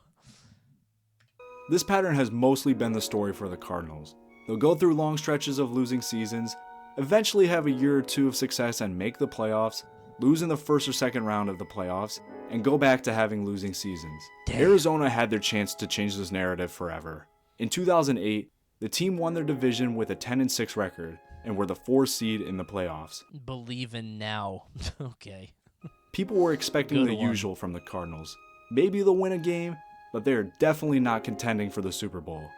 Well, the team won their wildcard game against the Falcons and beat the Carolina Panthers in the divisional round. Okay. And after holding off the Eagles in the NFC Championship, Right? the team found themselves in the Super Bowl. Please let us have this. Holding up the thing. We're gonna win, man. He looks like he's crying. We're gonna win. I know we're gonna win. Please. Against the mighty Pittsburgh Steelers. Oh, The Steelers were not going to be an easy team to beat. The Cardinals found themselves down 20-7 entering the fourth quarter, and all hope looked lost. Oh. But the team started coming back. Down by 4 points, quarterback Kurt Warner found star wide receiver Larry Fitzgerald over the middle, and Larry took off running. Oh. Call it luck, call it a great play, call it an intervention from God. Whatever it was, the Arizona Cardinals found themselves 2 minutes and 37 seconds away from winning the Super Bowl.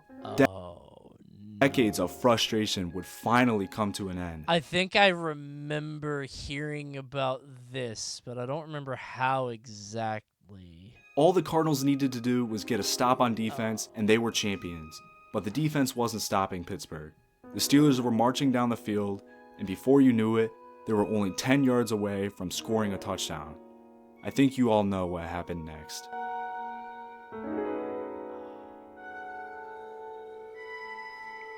The Cardinals have not made it back to the Super Bowl since. Instead of ending their legacy of failure and pain, the Super Bowl loss became their defining moment. That is such a bummer. One of the best catches ever. Triple coverage? They're definitely going to throw it to that guy. I thought he was out. Oh, no, he didn't jump. I thought he jumped, but no, he got his tippy toes. That's crazy. I would have thrown a flag down. His ass did not get that. That's crazy. To Michael Jackson. That is crazy. He's just yo! The ref's popping off in front of him. Yo! You just won the Super Bowl! The Cardinals have not made it back to the Super Bowl Hooray! since. The ref just going, hooray! The Cardinals have not made it back to the Super Bowl The ref since. is emoting. Instead of ending their legacy of failure That's and pain, crazy, the Super Bowl man. loss became their defining moment. Oh. It's hard to tell when the Cardinals will have their next shot at making the Super Bowl. The team has struggled to make the That's playoffs, so let alone sad. win any sort of games in the postseason. All the losing seasons have just stacked on each other. The few playoff appearances have ended in nothing. And when they had their one shot at glory, the team could not get it done. This is why I feel confident in saying that the Arizona Cardinals are the worst American sports team. Bro, I would be bummed out watching this. If I was an Arizona Cardinal, this would make me so sad. Actually, no, I'd be like, what did I do? I didn't do any of that shit. I'm just on an ass team. Oh, well. I'm getting paid millions of dollars to play football, and if I lose a bunch, I could be like, oh, it's my team. That actually might be kind of cool. I mean, I'm sure, like, competitive players want to win, but also, maybe you're just on a fuck-ass team, and it's not your fault, right? And then you just, you know, you just coast and make a couple mil a year, and you're happy. Be pretty good. Their quarterback right now was on FaZe Clan. Is that like how Batman was on FaZe Clan? Is that what you mean?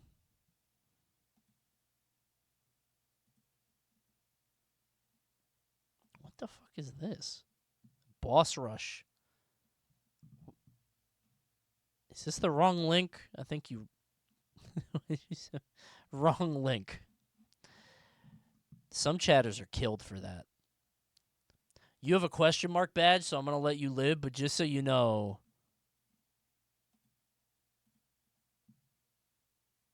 A statistical analysis of Kyler Murray's performance on double XP weekends. Kyler Murray's performance is worse in all categories.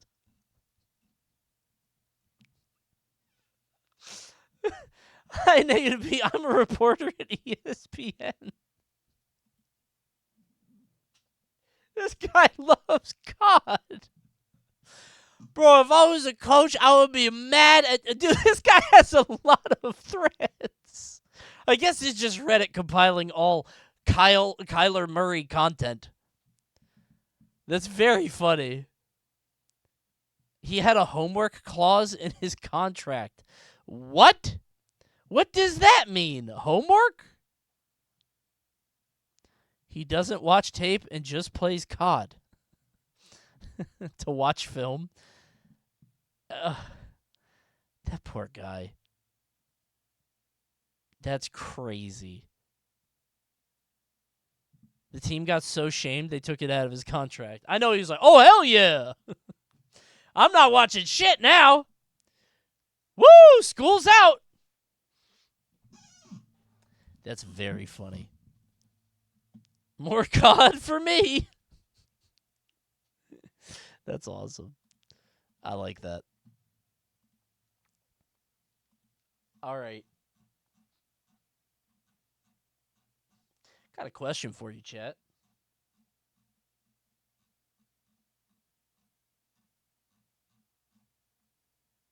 Why are you leaving? It's not a bounty, I think. Let me see. No. My only bounty is for Black Myth Wukong for 2 hours. I'm not taking that shit. I'll take it for 1 hour. 2 hours? Relax. Get out of here. Oh, wait. This one's 20 minutes? I was about to ask you, what's the best mollusk? Love a tear zoo. But 23 minutes? Hasn't that game been out for some time now? Yeah, I don't know why it's doing that.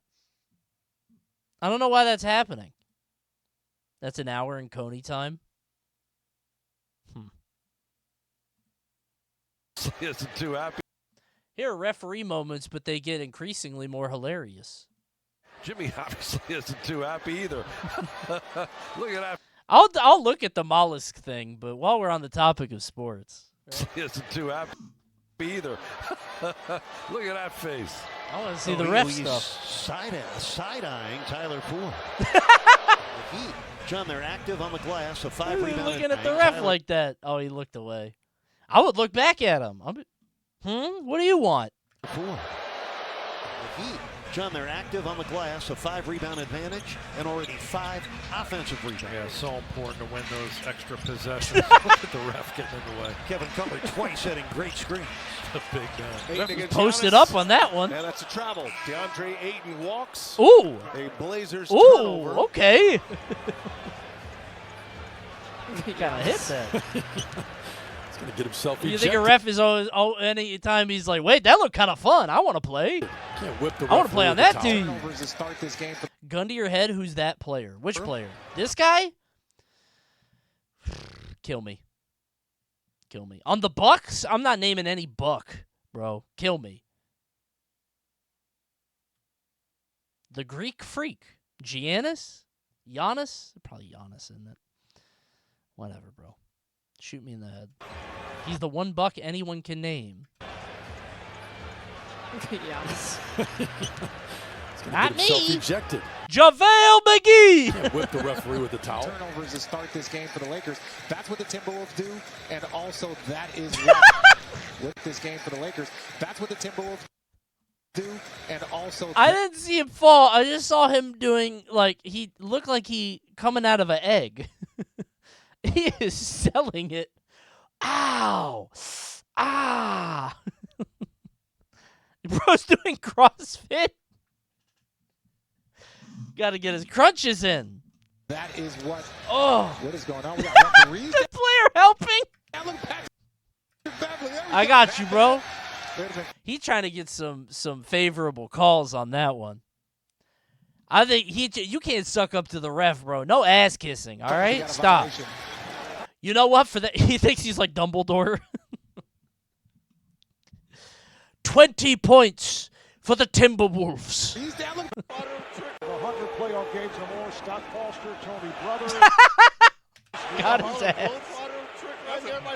Yeah, pump faked him. Nope. Nope. Sorry. Was he taking a jump shot? Come on now, Scott. The challenge is unsuccessful. Why is he at a podium? What? Is this normal?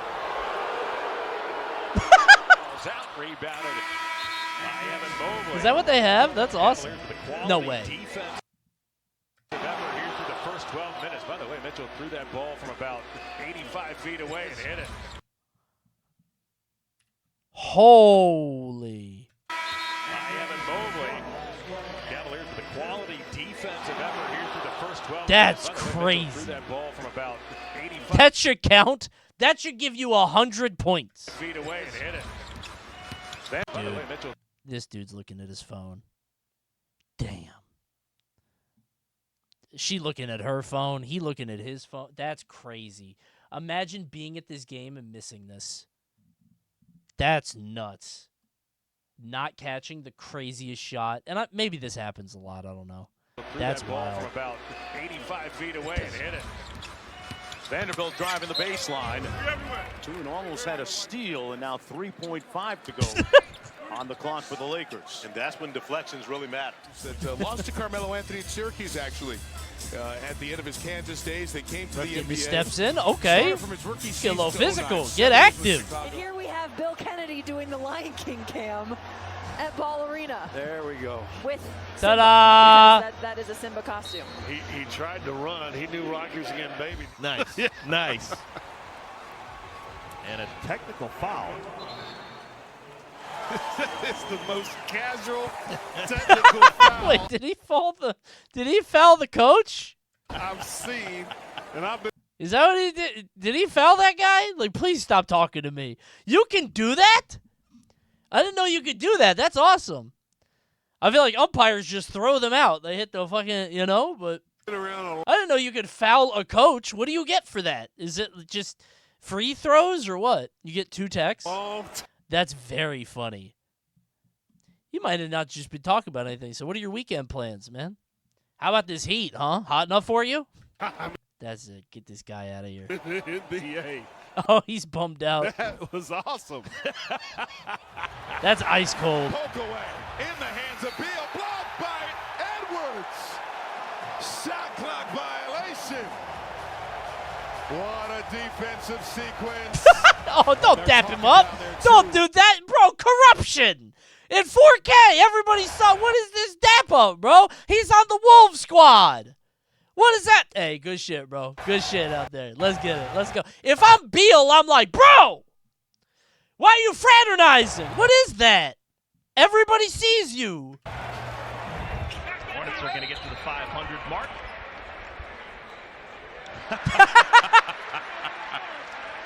That's awesome. I would do that too, I think. Ref made a call I agree with. You know what? Bless your heart, little guy. I love you. Overthrown. That's cool. Down by as many as minus 12 on the glass, as I mentioned just a moment ago. I'll make shots, you blow the whistle. No, just do your job. What's my job? Let me show you. Jokic sporting a fresh cut. He'll jump against Refs are Ivica funny, bro. Zubac.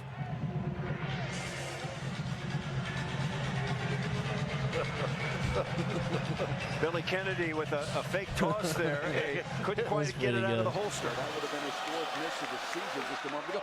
The official, John Goble, hit him in the stomach. The Nash four is ready, and that could have been dangerous. Yeah, hit him in the man area. What's up with that? Alvin Gentry getting a little laugh, but I guess Steve's all right. He's smiling. Oh, man. That thing comes up at you like that. He You're was not ready for it. showboating and hot dogging. If he misses his free throw, he ought to get a reprieve after that. He throws him the ball, but Kamen, he doesn't have his throws it back up. I got my routine, and the routine is he does that twice. Zelensky's holding the ball like, I can't wait here for you, Ruben. Is that how it works? You got to wait for them to signal? That's funny. I do it every game. He's holding the ball like, I can't wait here for you, routine. You guys don't know my routine? Guy on the Clippers demanding the ref plays by his rules. My routine! He's like, no, you gotta wait till I'm ready. Why don't you play the game and stop crying, you big baby? After replay. I thought he was gonna call him a bitch. They're very civil back then, I guess. Play review. It is a Dude, I've never seen an NBA foul. I'm just used to I'm just used to NFL where they just call it on the field and do the big things or whatever. I've never seen them have the podium and look directly into the camera. That's very funny. Replay review. It is a flagrant penalty 1 on Morris for launching his body into the defender and also making extensive contact into the facial area. Oh my God, dude. He actually pivoted the hip and he popped he hit the, in the facial area. Into the facial area. That's good. That's good. Dressed to impress ref. That guy's awesome. Will not return. Mirotic with 15 points in 21 minutes. What happened? Crawford does his dance. Ooh, tried to block it. Much to the delight of the crowd. How about Joey? Did he forget something? Why did he? You show that to your players. Fellow sets a pick and goes away. And it hits the ref. Oh no, the ball! He tried curling up. Help! Referee, the ball, who was standing right in front of Gordon. It's got to be hard to be a ref. Because, they could just be passing the ball. I don't know where you got to stand to, be able to see everything, but also not be in the way. That's got to be hard. Pass it to Gordon if the referee's guard. That's the best defense I've seen. I guess it's not hard to be directly between people. Cut it to a 6-point game. But the Knicks will hang on. That was a good slide. Slams it down. That wasn't so bad. Carter Williams, Thad Young out. Somebody's upset Joey Crawford.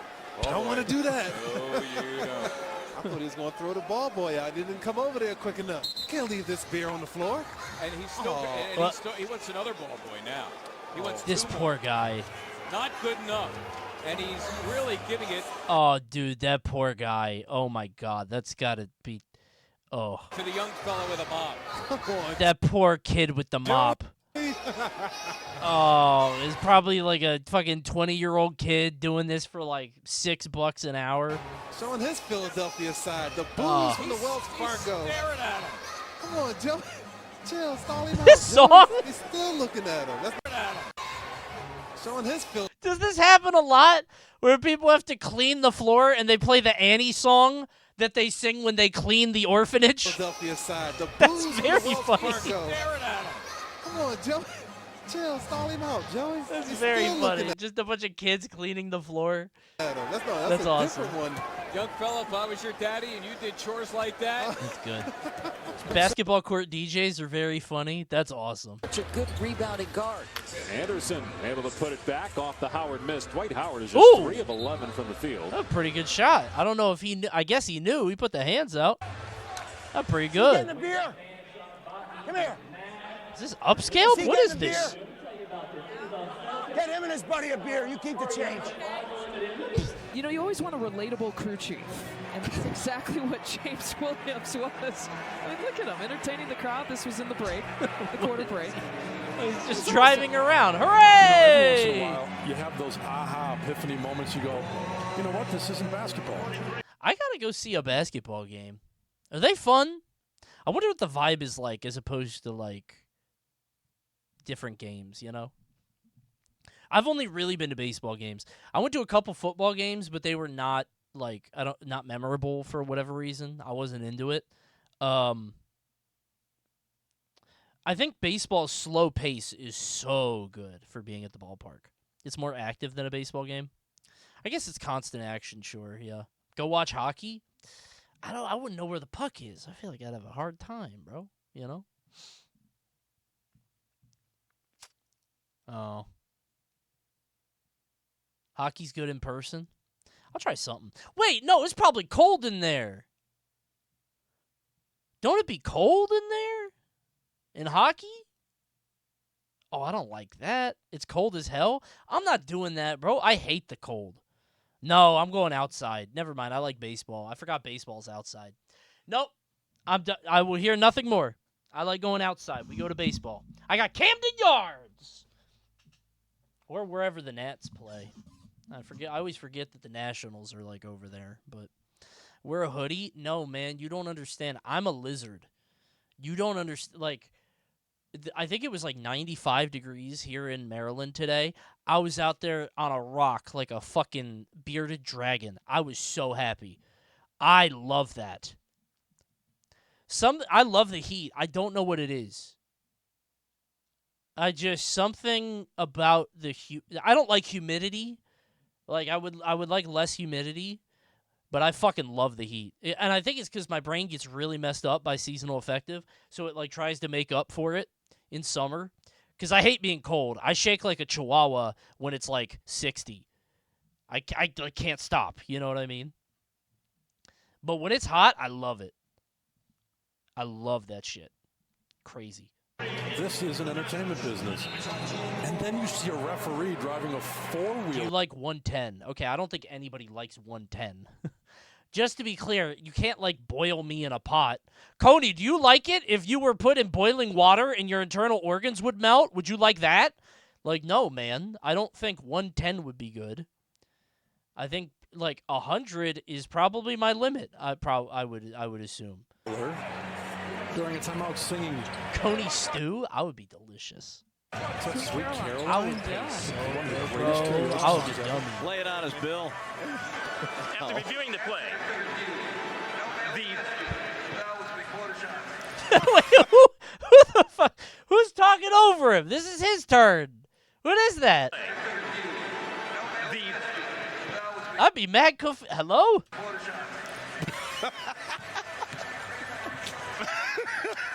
You stole get to his say it. thunder. Yeah, Tig, Big Tig. Tigger stole Bill Kennedy's thunder. What are you doing, Tigger? Wait, Tigger. What happened to Tigger? Kennedy's. Wasn't he like a radio personality? I remember him. What was he? I remember Tigger being around in like the 90s or 2000s or whatever. Rap City in the Basement on BT. Really? Okay. Huh. Interesting.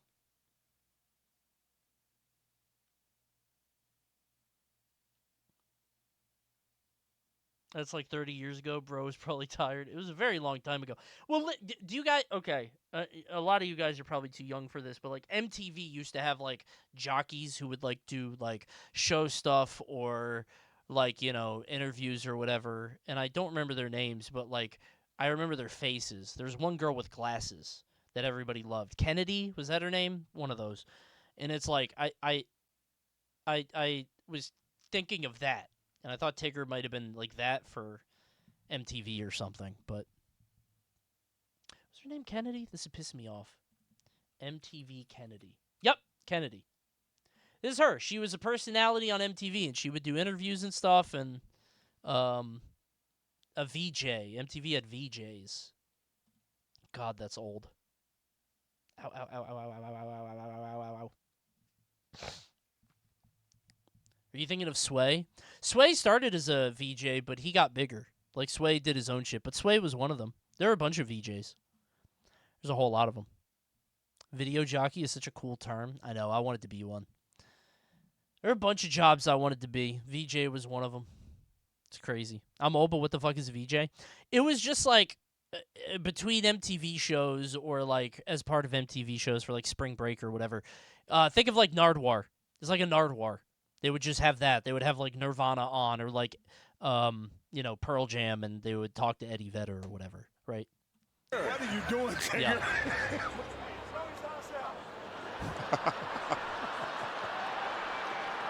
After reviewing the play, the common foul stands as called.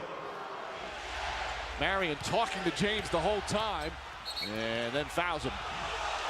Billy Kennedy. And tees up Marion. Tapped out of there. Dude, refs must be so happy to do their job. And then whistle foul. Billy Kennedy with the foul! Foul! Dude, it must be so cool to be an NBA ref. It really must. Billy blocked. Billy Kennedy.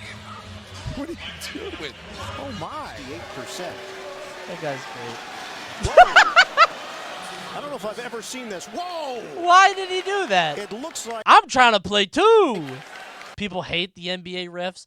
Yeah, but I think that would make me like the job more. Because everybody hates me, so I'm just dicking around and having fun. You know what I'm saying? I feel like it'd be fine. Posters.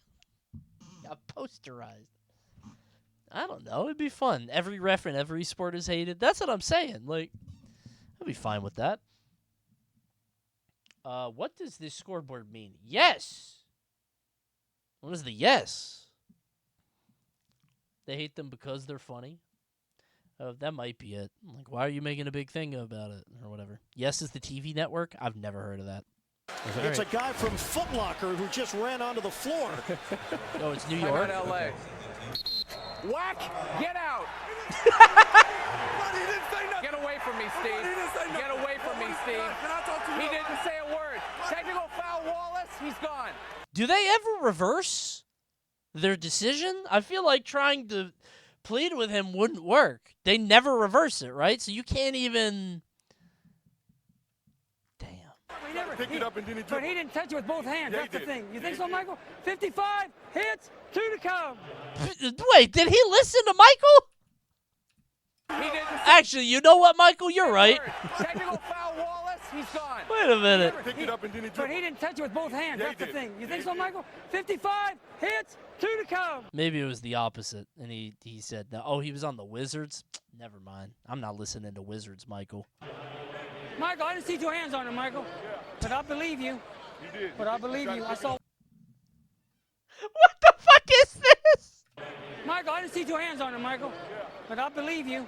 You did. But I believe you. I saw one. I only saw the 1 hand on him. Dude, this is so humiliating. But I believe you. This is so embarrassing. If I were that ref, I would want to have this stricken from the record. I would want to have this removed from all archives. I want this removed from the internet in its entirety. That, to be fair, it's MJ. Well, that's the thing. If it's anybody but MJ, it's like a funny joke. Like, if he's doing this to, like, anybody else, it's like, oh, it's silly. He's messing around. If you do this to Michael Jordan, why does he sound like Piglet? 2 to come. Michael, I didn't see two hands on him, Michael. But I believe you. You did. But I believe you. I saw one. I saw one. I guess a little bit, I guess. I don't know. If it was anybody but Michael Jordan, I'd be like, okay, this is funny. But the fact that it's Michael Jordan gives this a whole new, like, he's got to be there for his GOAT. I saw the one hand on him. So funny. Won't pass it up this time, Stu. Runs over Ooh! and blocking. Ooh! Out, out, out, out, out! Foul, foul, foul! The Lakers. I mean, that's what I'm saying. This shit looked really fun. Like, he might be hurt. that shit looked really fun. Look at the shot. He won't pass it up this time, Stu. Runs over and blocking. I wonder what that even meant. Everyone hates that guy. This guy? How come no outside basketball stadiums? Rain, bro. I don't know, actually. Probably the court. I bet the court's way harder to maintain. Right? Sun, wind, weather. Court? Wind? Yeah, but you put a dome on it. Right? Ain't you got like a dome or something? Like, you ever play on a wet court? Well, you get a dome, right? Couldn't be that bad. Also, it's in winter. Oh, wait. When is the basketball season?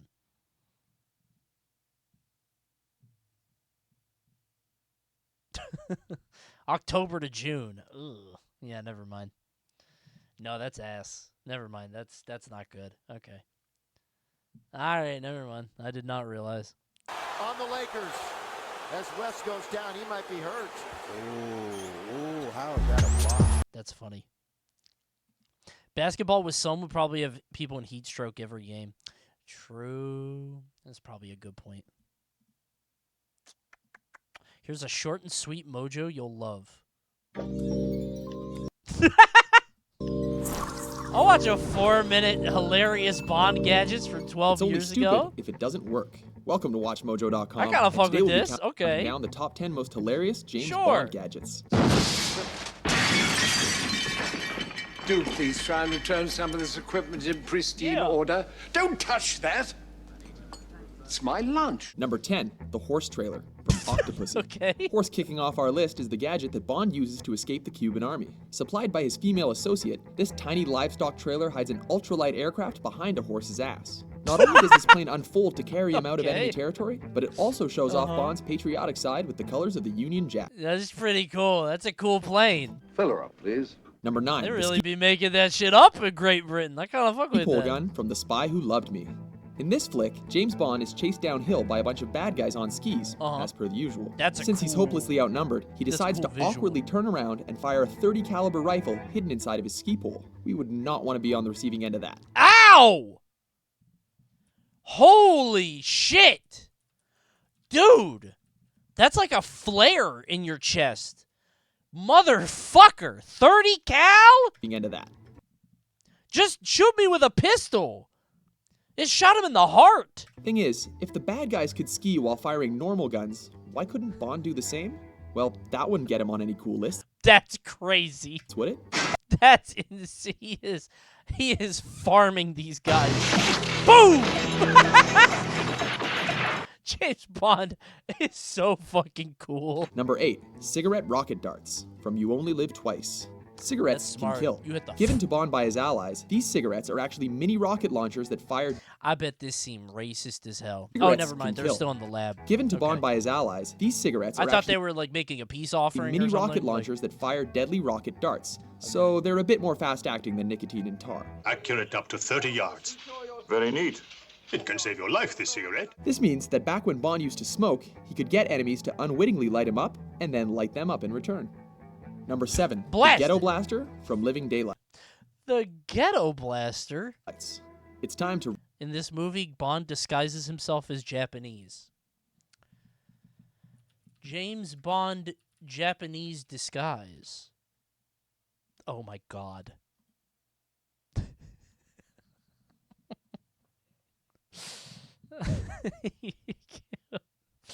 Oh, no. Sean. Sean. Oh, my God. What if this is in the new Hitman game? The Hitman devs are making it. What if they put that shit in? Old Sean Connery. You show up as this on, like, a level in Dubai. Wait a minute. Rock out with your rocket launcher out. This is definitely a weapon for the 80s. It says a lot that it wasn't even designed for MI6 use. Something we're making for the Americans. It's called a ghetto blaster. Perfect for those times when the breakdancing battle gets a bit too heavy. Serve this, fool. These are all just guns. They're all just guns. It's just guns in regular objects. Number 6, the revolving sofa from The Living Daylights. If you thought that rickety IKEA chair in your kitchen was a death trap, wait till you see this. MI6 seems to think that Bond really needs a sofa that pretty much eats people. Q even shows Bond how to turn it into a torture and interrogation chamber just by sitting on it. I guess this may come in handy when Bond needs to hide as many lady friends from each other. Just by sitting pretty much eats people. Q even shows Bond how to turn it into a torture and interrogation. My ass would forget. My ass would be forgetting. I'd be like, bro, I've been standing a while. Let me have a... Whoa! I'm trapped! Help! I'd have to call a pizza guy to save me. Chamber just by sitting on it. I guess this may come in handy when Bond needs to hide as many lady friends from each other. Mimic. I'll file that with the other secret information around here. Number 5, the iceberg boat. It was a big point of, like, James Bond back then coming up with dumb, silly bullshit. Was that, like, one of the reasons people went to go see the movies? Is this scene? Like, the scene of them in the lab? I feel like that's got to be part of it, right? For the old movies. Yeah, like silly, dumb, bad Chamber stuff. just by sitting on it. I guess this may come in handy when Bond needs to hide as many lady friends from each other. I'll file that with the other secret information around here. Number 5, the iceberg boat, A View to a Kill. Kooky contraptions. This is probably what sunk the Titanic.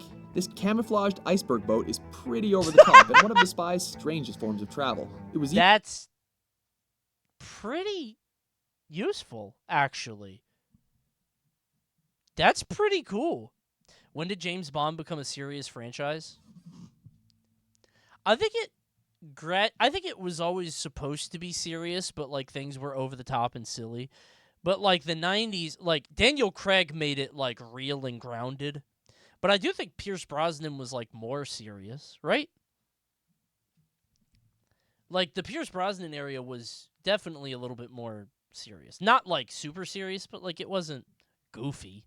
Right? Even designed to be the ultimate. Pierce is the in-between. Yeah, like this is all goofball, stupid, like octopussy, pussy galore, right? Like that, come on, dude. Ultimate shag pad, complete with a transforming bed, wall. A shag pad? All of the... He didn't need all of that.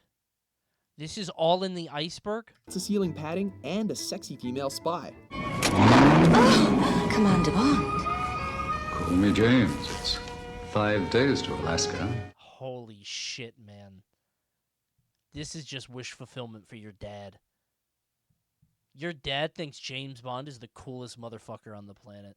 Put him in Mortal Kombat. I guess this was like what guys watched before like 80s action movies. I guess so, actually.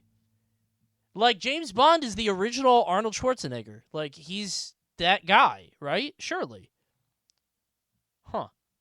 It does, however, lose points for not coming equipped with a penguin launcher. Number 4, the crocodile suit from Octopussy. This one's a real croc. Secret agents must all be children deep down. There's no other way to explain this thing. Just look at Bond's face. He knows what we're talking about. Does he really have to expose his head to see where he's going, though? Number 3, talking about. Does he really have to expose his head to see where he's going, though? I like that there's like a protective layer for the water. That's pretty smart, Q. That's why they pay you the big bucks at MI6. Number 3, bolas and the sleeping sombrero machine gun trap from Moonraker. Britain is ready to wage war down Mexico way. Just imagine these balls taking out an entire person's head, as demonstrated on this dummy. Good. Have that ready for army. Ow! Not I feel like the bolas are enough. a person's head. Like, As that's demonstrated enough. You could stop them there. They don't need to explode. on this dummy. Good. Have that ready for Army Day. Yes, sir. Not over the top enough? Well, these sombrero-wearing mannequins are sure to blow away anyone looking to take advantage of that sleepy Mexican stereotype. Number 2. Okay. 2. Explosive shark pellets from Live and Let Die.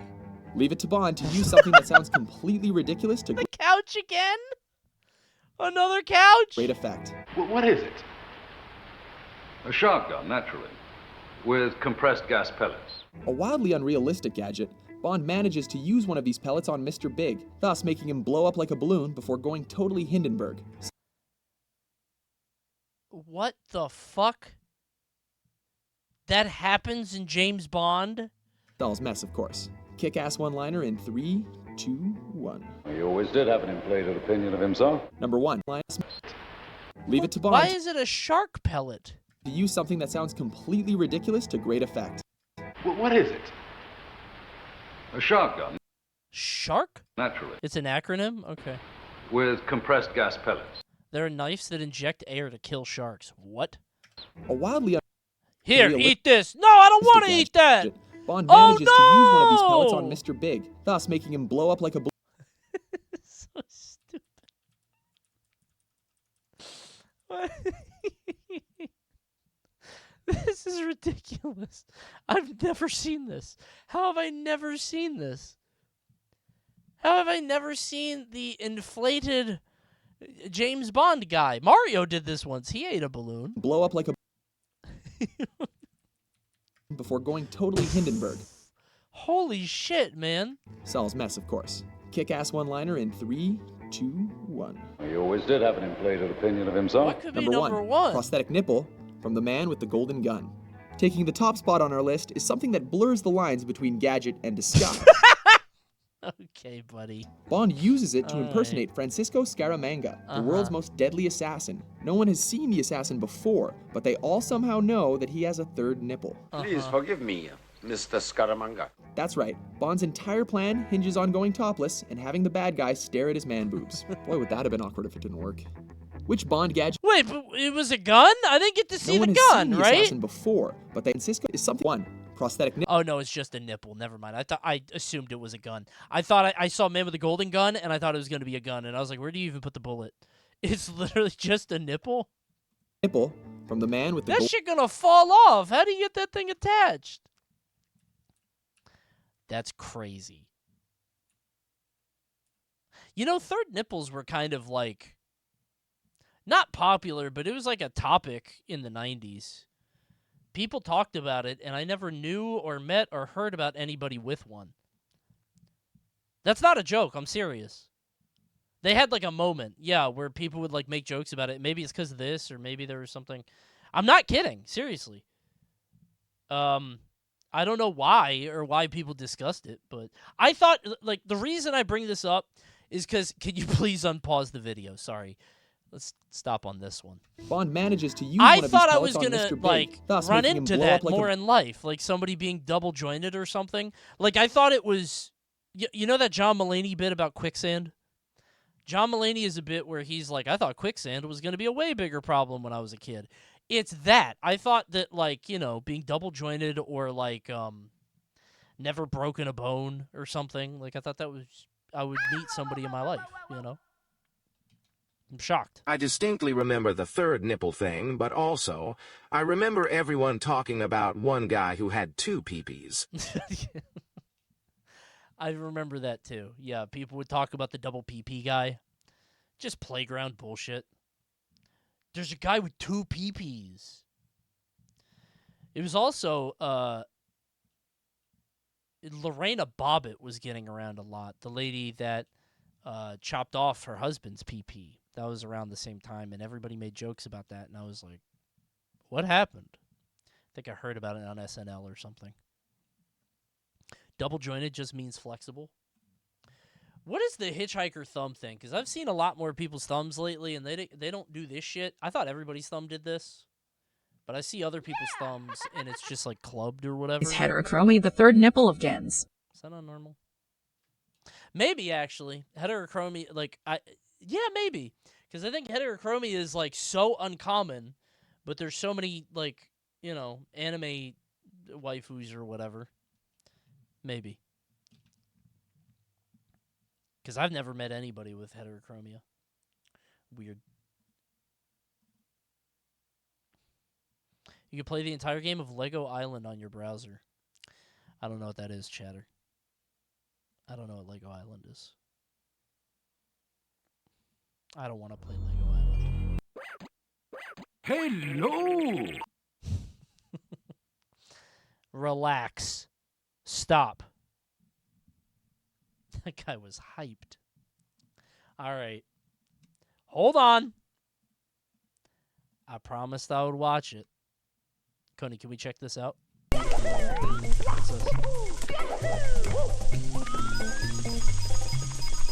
Oh, that's Armada. Like the melee guy. That's awesome.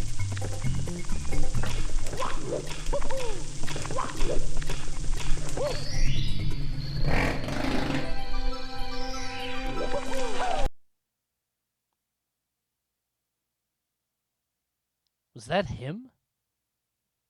Did you make this? Is this your video? Must be AI. He does look blurry. I think you're right. Yeah, look at that. You can see it. Wait a minute.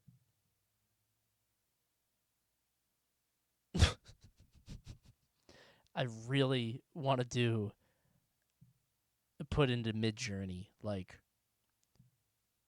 Armada melee player playing Mario 64 speedrunning farts.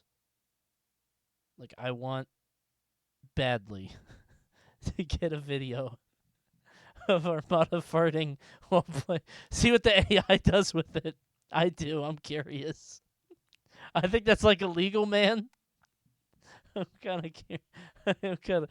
I'll do it privately. I won't show it to you guys unless it's really funny. It's pretty good. I was like, is this a bit? No way he hasn't seen this clip. I've never seen this. I've never seen this clip. That's very funny. I don't know if he really farted, though. That might have been the chair. I don't know. Nobody's ever farted like that.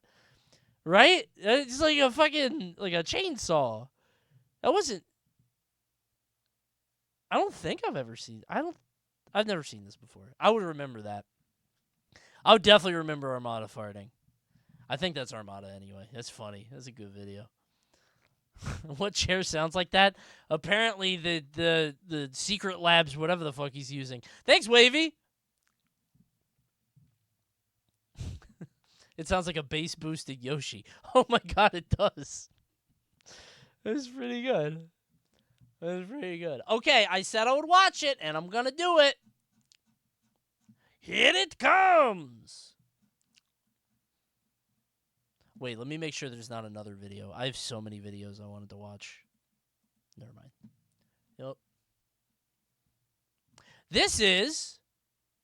What do you mean racist? I did the Chop Chop Master Onion. Please no more sports. In controversy. Is NASCAR sports?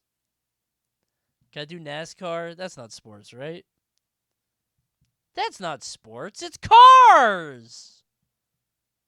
Come on. I want to know the worst NASCAR race ever. Or... The Mole is an old... The Mole. A game design masterpiece. Or... The Mole is so good. I've never seen it. Or Molluscs. I forgot about Molluscs. I saw the Molluscs video. Send cars, mollusks, moles. There's moles and mollusks in cars. I want to do cars. Shall we? For longer than most race fans today have been alive. You may think this all started in the late 80s with the introduction of the restrictor plate and the advent of pack racing, which led to the inevitable Big One accident. Actually, no, I don't. I've done too many sports. I don't want to do this. I want to do mollusks. But I will save this. We've had a lot of sports. Hit down on the D-pad to booyah under the sea.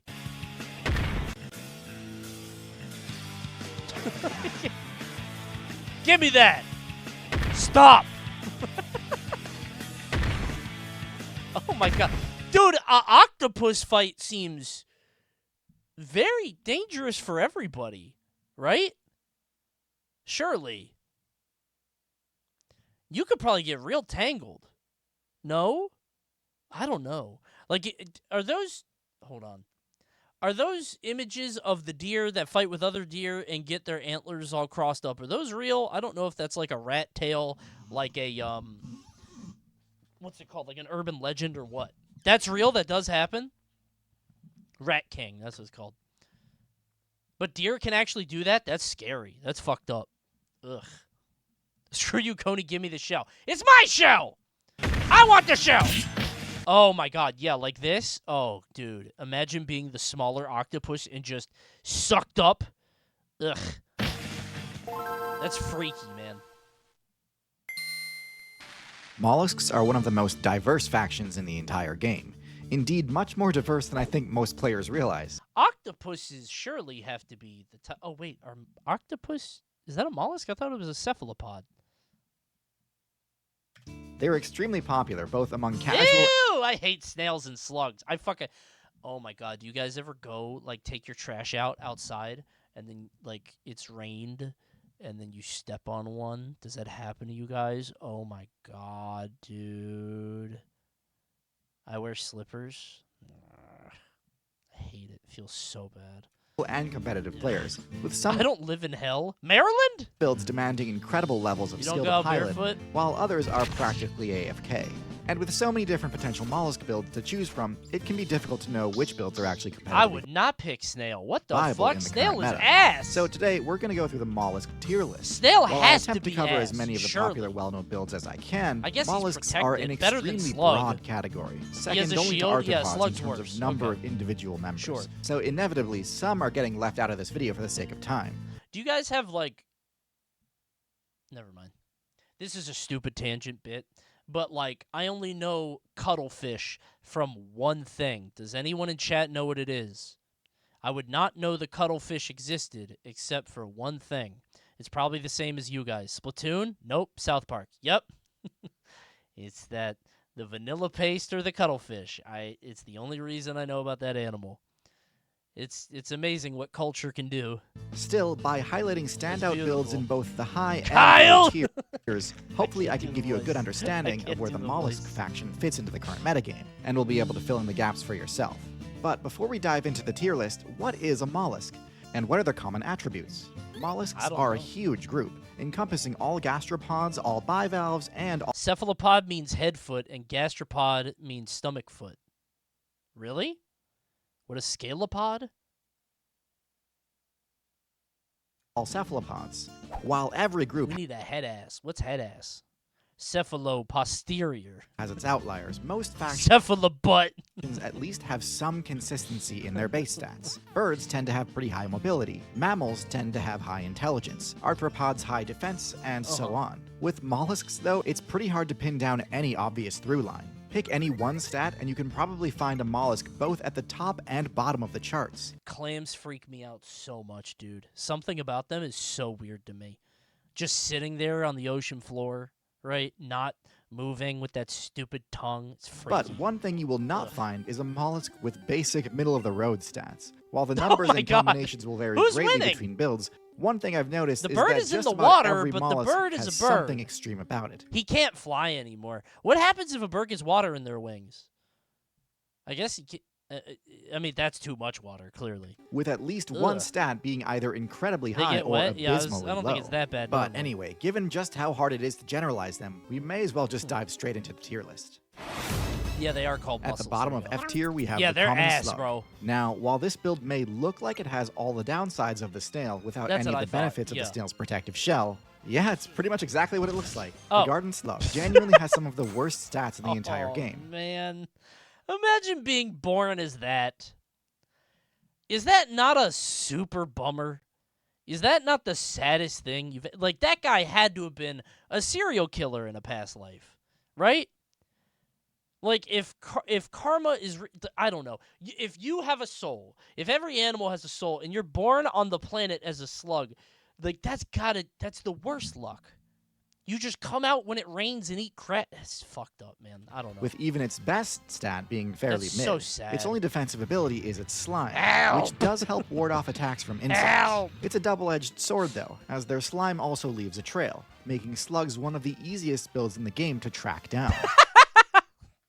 I didn't even think of that. Now, I will admit, there are some advantages to not having a shell, the main one being that slugs can slip through much smaller cracks and hide underground much more easily. Well, okay. I guess that's kind of beneficial if you're going to get caught anyway. All right. Hold on. Somebody said, have I ever seen clam eyes? I have not. I didn't know clams had eyes. They're on the lips?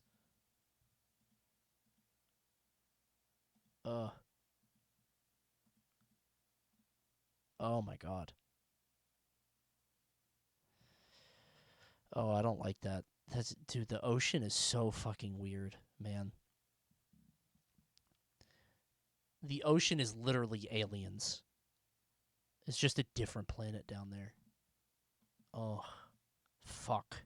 However, since they need to come out to I'll grab a clam, I'll pull them the other way. feed anyway, this doesn't really help them avoid predation all that well. That makes me feel better. If I see an animal that looks gross, I'd think about killing it and how easy it would be.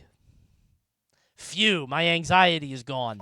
So with all these negatives and pretty much nothing else going for them, the snail without a shell is going in F tier.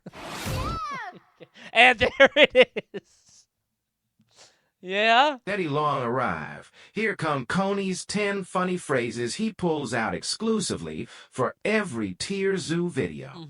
Arg, what would you do if you're the first person to see that animal? Doesn't work with underwater animals, but that is a very funny hypothetical every time. Is that not funny to you? First person to ever see a bear? Is that not... That's so funny to me. You're... Okay, again... You've never seen an elephant and then Hannibal come over the hill with war elephants. Holy shit! What is that? That'd be crazy. I'd be screaming. He has demons from hell. Yes, man. I'm telling you. It's crazy. Next in F tier, we have the common clam, a build that exemplifies the extreme stat lines I was talking about to a T. With no eyes, terrible movement abilities, and no attacking moves, and no brain, the clam has to rely on only 2 stats, both of which are quite high. The first is their stealth, on account of the clam's surprisingly decent burrowing ability. By wedging themselves into the seabed, they can stay out of sight from most potential threats. Is this not like a terrible existence? I don't know. I guess that's where, like, happy as a clam comes in. I just can't... Like, why are you doing this? Why are you just sitting at the bottom of the ocean not doing anything? Get a job. I don't know, man. Like, how long do they live?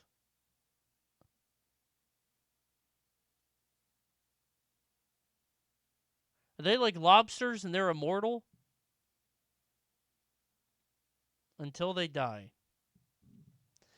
Clam lifespan. Oh, varies greatly. Some only a year, some for centuries? The ocean quahog lives for centuries. No way. That thing lives for 500 years, not doing anything. It just sits there. God, man. I'm getting some weird, like, existential dread about this.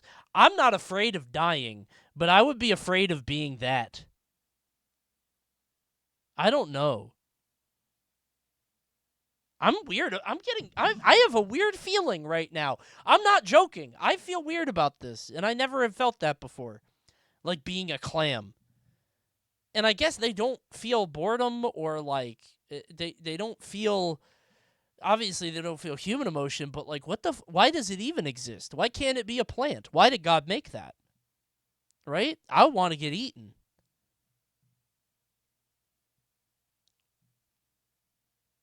Imagine reincarnating as an ant 1 million times over. Bro, my game is glitched! Ant again! Do I have wings at least? No, I don't fly! Fix the game! I thought about somebody pulled the string. I thought about reincarnation a lot when I was a kid, and I thought it was, like, obvious that's what you do, right? Like, obviously, when this game is over, you re-roll and get a new game. I don't know. My brain thought that reincarnation was real, like, just as the base. And I always thought I wanted to be an owl, because I thought owls have no natural predators, and, like, humans aren't going to hunt them, and I thought it'd be fine. They're safe, right? They were the only animal I could think of that doesn't get eaten by other animals. That's it. But then chat told me that birds do eat owls. So it's like, oh, that sucks.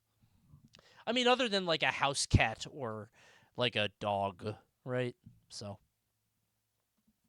But if an enemy manages to find them in spite of this, the clan stay out of sight from most potential threats. But if an I love when dogs don't know what they're doing and they start shaking their enemy manages head. to find them You in don't know spite of what this, that is. the clan has some of You the think heaviest that's a armor of ball. any mollusk, being able to deflect some pretty substantial damage. Dog is But with going no ability crazy. to counterattack or escape, eventually a persistent attacker will deal enough damage to spell game over. Well, okay, Oh. technically clams can escape. Eventually a persistent attacker will deal enough damage to spell game. You live 499 years, and then on the 499th year, something cracks open the shell. Ow!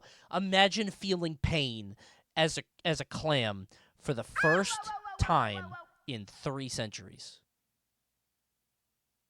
I guess you don't have a brain. Maybe you don't have a nervous system.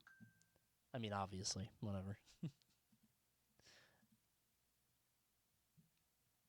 Adam?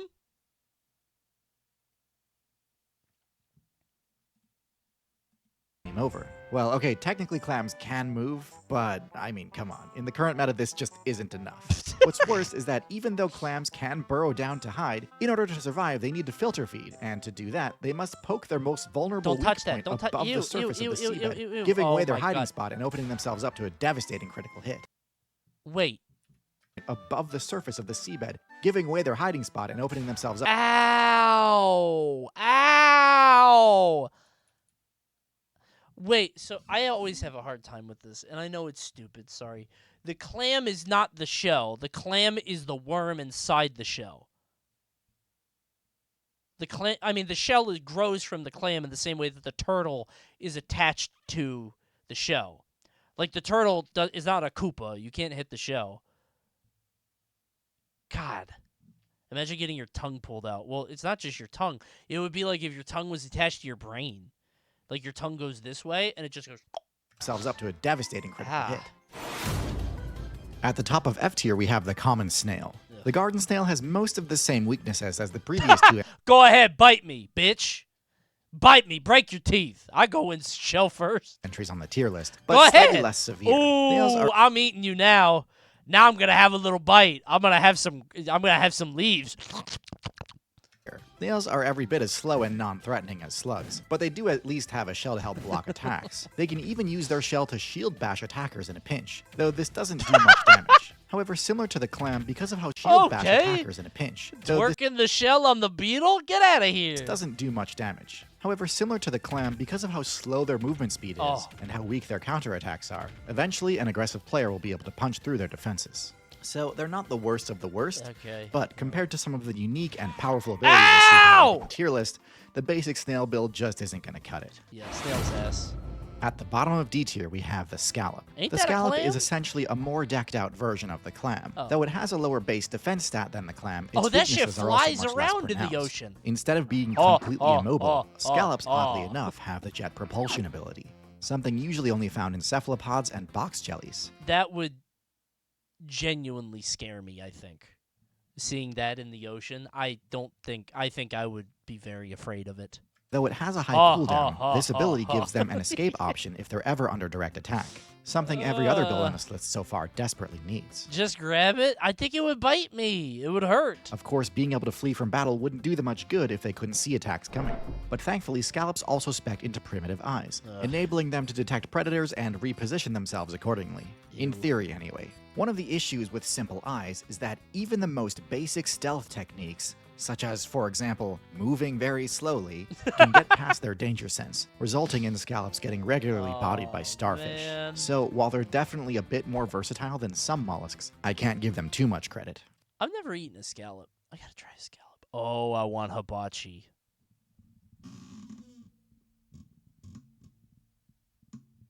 I just tricked myself into wanting hibachi so fucking bad. I'm so hungry. I haven't eaten since like 1 p.m., I think. Oh my god, I tricked myself into wanting hibachi. It's only 10:40.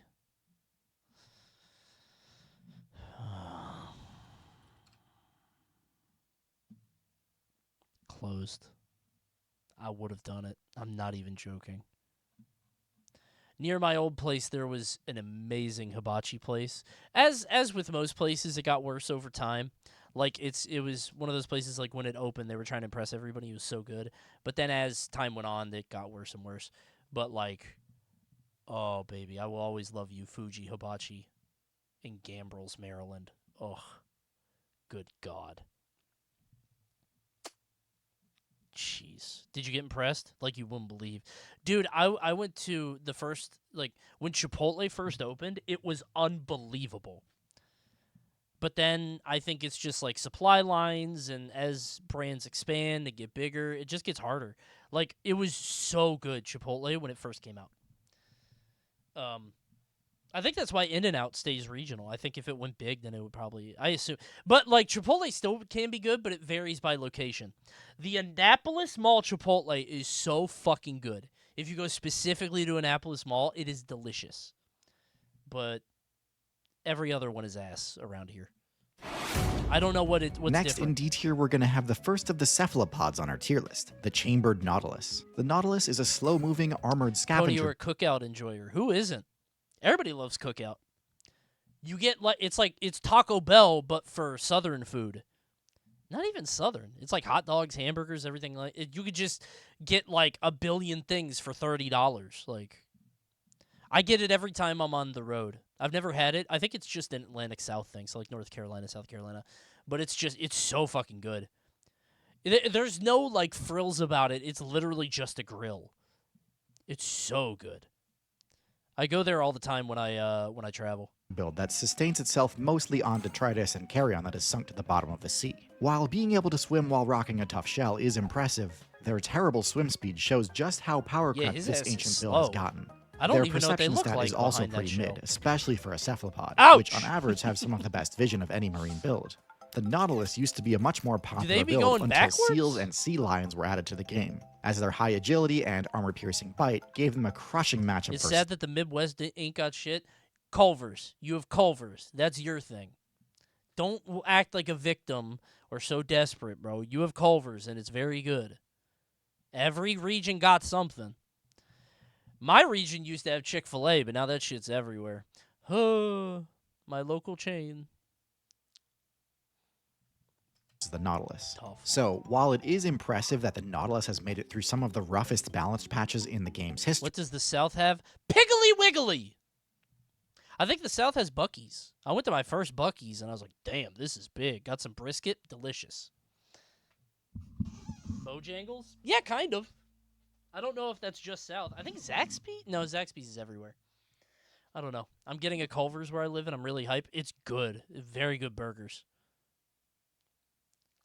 That's Texas? No, Texas is Whataburger. Everybody got their thing. Everybody got their own thing. You know what's so funny? Oh, my God, I forgot to tell you guys about this. I don't know if this is like a national chain or what, or if it's popular. But we recently had a Cane's open near my old place, and then I moved. But literally across the street from that place, across the street from the Cane's, is something called a Slim Chickens. It is the same. It is literally the same. I don't know if it's a chain or what, but it's just like a chicken with like a gangster outfit with chicken tenders. It's ass. It's bad. It is my holy place. Slim Chickens is ass, bro. I think I'm a Cane's enjoyer. I also love Dave's Hot Chicken. Caught. It was a bounty, but I loved it. I had to keep getting it. Caught. I love a Dave's Hot Chicken. So good, bro. I love a Dave's. Are you an Auntie Anne's guy? I'll eat whatever's at the mall. I'll be getting the hot dog nuggets. Love those. That is like my go-to airport snack if I'm traveling. I get the little hot dog nuggets. The small ones, the bites. I love that. So good.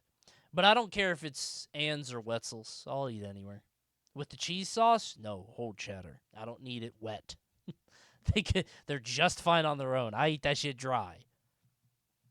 Calling Slim's similar to Cane's means you never tried it. It's opposite ends of the chicken spectrum. Yeah, I mean, it's more like Zaxby's, but I don't like Zaxby's. Because Zaxby's is all breading and thin bullshit. It's like chicken fries at Burger King. Cane's is good. It's juicy. Whoa. The fact that they were driven to the death. Nathan's hot dogs are great airport food, too. I will usually go with a pretzel dog. Sometimes I fuck with a New York slice, but not often. Sometimes I'd be folding that. I had to think about, like, the options. Depends on the place. I've gotten Wendy's before, but that was not good. And then one time I had to pay $24 for Airport Dairy Queen for one meal. No, I think it was 2 meals, and it was like $30-something. It was crazy, but it was at the Jamaica airport. It was insane. By seals doesn't scream high tier to me. First, in C tier, we have the geographic cone. What is that? This marine snail build rocks pretty much all the same strengths and weaknesses as your average snail, with one major exception. This snail can one-shot just about anything. The geographic cone has a venomous harpoon which it uses to hunt fish, but it can also use it to defend itself in a pinch. Ouch! Now, the geographic cone is still incredibly slow and really not all that stealthy, so actually landing a hit on a fish is a bit of a challenge. That's a fucked up build. Dude, the ocean's so weird. You created a slug or a snail that lives in a shell, and it has a tongue that kills you. It's a venomous tongue. Oh, my God. Still, this is one build? gastropod you really don't want to underestimate. Oh, no! The cone snail's harpoon pierces armor, so any starfish main who thinks that all mollusks are easy pickings is in for a rude awakening. Dude, that must feel so good. Catching a starfish is that guy you're eating for months. That's awesome. Next in C tier, we have the Dumbo Octopus. This is one of the strangest cephalopod builds in the entire game, and lacks a lot of the signature abilities players normally associate with the octopus. Mean. But it also has a mix of other unique traits that normal octopuses don't. You see, the Dumbo Octopus is a deep sea build, and on that server, the normal stealth techniques simply don't apply. Color changing and ink clouds are— Chad, it's you. On that server, the normal stealth techniques simply don't apply. This is what you look like. Changing and ink clouds aren't going to do a player any good when most of the major threats aren't relying on vision anyway. So even though those abilities are what the octopus is best known for, you in 2 months? That's me on the Coney Games poster. really don't apply. Color change. This is me when I have 24 challenges for 24 creators in 24 hours. Beware Cody Games! And ink. So even though those abilities are what the octopus is best known for, unfortunately the Dumbo octopus has to find other ways to remain hidden from predators. And unfortunately this means it needed to make even more trade-offs. Rather than using jet propulsion, which is a conspicuous and turbulent, but incredibly effective movement ability, the Dumbo octopus swims using large fins on the side of its mantle. This is oh, that's why it's Dumbo! Aww! Significantly slower, that's but cute. A great deal stealthier too. This makes it too slow to catch fish, but it's still able to thrive off of its winning matchup versus crustaceans. Its webbed tentacles are perfect for surrounding and capturing targets on the seafloor. So definitely an interesting build, but by having to sacrifice so much of what makes the octopus so overpowered, the Dumbo octopus is definitely one of the lower tier ones. Why are there so few Raising Cane's locations? They're building up. Like they just got to the East Coast for me. Did you intentionally put Coney Games on Squid Game Season 3 release? Yeah, Luminosity wanted to do it. They want to do something for Squid Game. I don't know if... Is this Squid Game or Squid Games? I think it's Game. It was funny that it was wrong before with the Uncle Ben meme, but then I don't know if what's real or not. Squid's Game. Oh, okay. But they wanted to do something for it. I don't know if they had like a Netflix deal or if they just wanted to like do something silly. So, what time does Coney Games start? 3 p.m. on Friday. The Coney Games poster looks like AI. Dude, I know. I asked them. I was like, "Is this AI?" They were like, "No." I was like, "Why do I look so ugly?" Okay, whatever. I don't care. Do you have a Blaze Pizza near you? I don't fuck with those. I don't fuck with a Blaze Pizza. I don't fuck with a Mod Pizza. Anything where they make that flatbread in front of you, I don't really like it. Not into it. And at the top of C tier, we also have the first squid on our list, the bobtail squid. This is another cephalopod which uses a fairly unorthodox ability to boost its That stealth. just looks like As one of the another smallest Dumbo cephalopods in elephant. the game, the bobtail squid he's really getting beat cannot up. take any hits. Stop! So, in order to avoid most of the ocean's major threats, the bobtail buries itself during the day and only comes out at night. Aw. However, even under cover of darkness, the bobtail squid would still be at risk of being attacked. I would eat that shit in one bite. It looks hella juicy. Comes out at night. However, It looks like a gusher filled to the brim. cephalopods in the game, the bobtail squid really cannot It looks like it tastes like orange. take any hits. So, in order to avoid most of the ocean's major threats, the bobtail It does look good. buries itself. There was some so City of the Wolves sent me a Japanese snack box thing where it was like Japan snacks, and one of them was like a strawberry, not really like a gusher, but it's like a strawberry, like a packet, and when you eat it, it just like it like explodes or whatever. I don't know what they're called. I think they're pretty popular. It's just like a candy thing. It would just be like that. It'd be so good. Itself during the day and only comes out at night. However, even under cover of darkness, the bobtail squid would still be at risk of being attacked. Though it's somewhat counterintuitive, on a night where the moon and stars are unobscured, detecting another player in the water isn't as hard as you might think. The shadows they cast in the water are highly visible and give away a player's location immediately, making it very easy for predators lurking below to strike. The bobtail squid deals with this by specking into an extremely rare I didn't know they and had strange ability, shadows like that. bioluminescence. Wait, how do they have shadows that far underwater? Really? I want to see that. That sounds pretty. It may seem backwards to hide by glowing, but doing so obscures the squid. If you like snacks that burst, it's because your animal brain thinks it's the blood of prey you hunted. Really? That shit, then I'm an animal. I love that shit. When it goes splashes. Maybe that's why my dog loves... I have a lamb chop toy for my dog, and he loves to make that shit squeak. And I think it's so cute, but I know he's listening to the screams of his kill.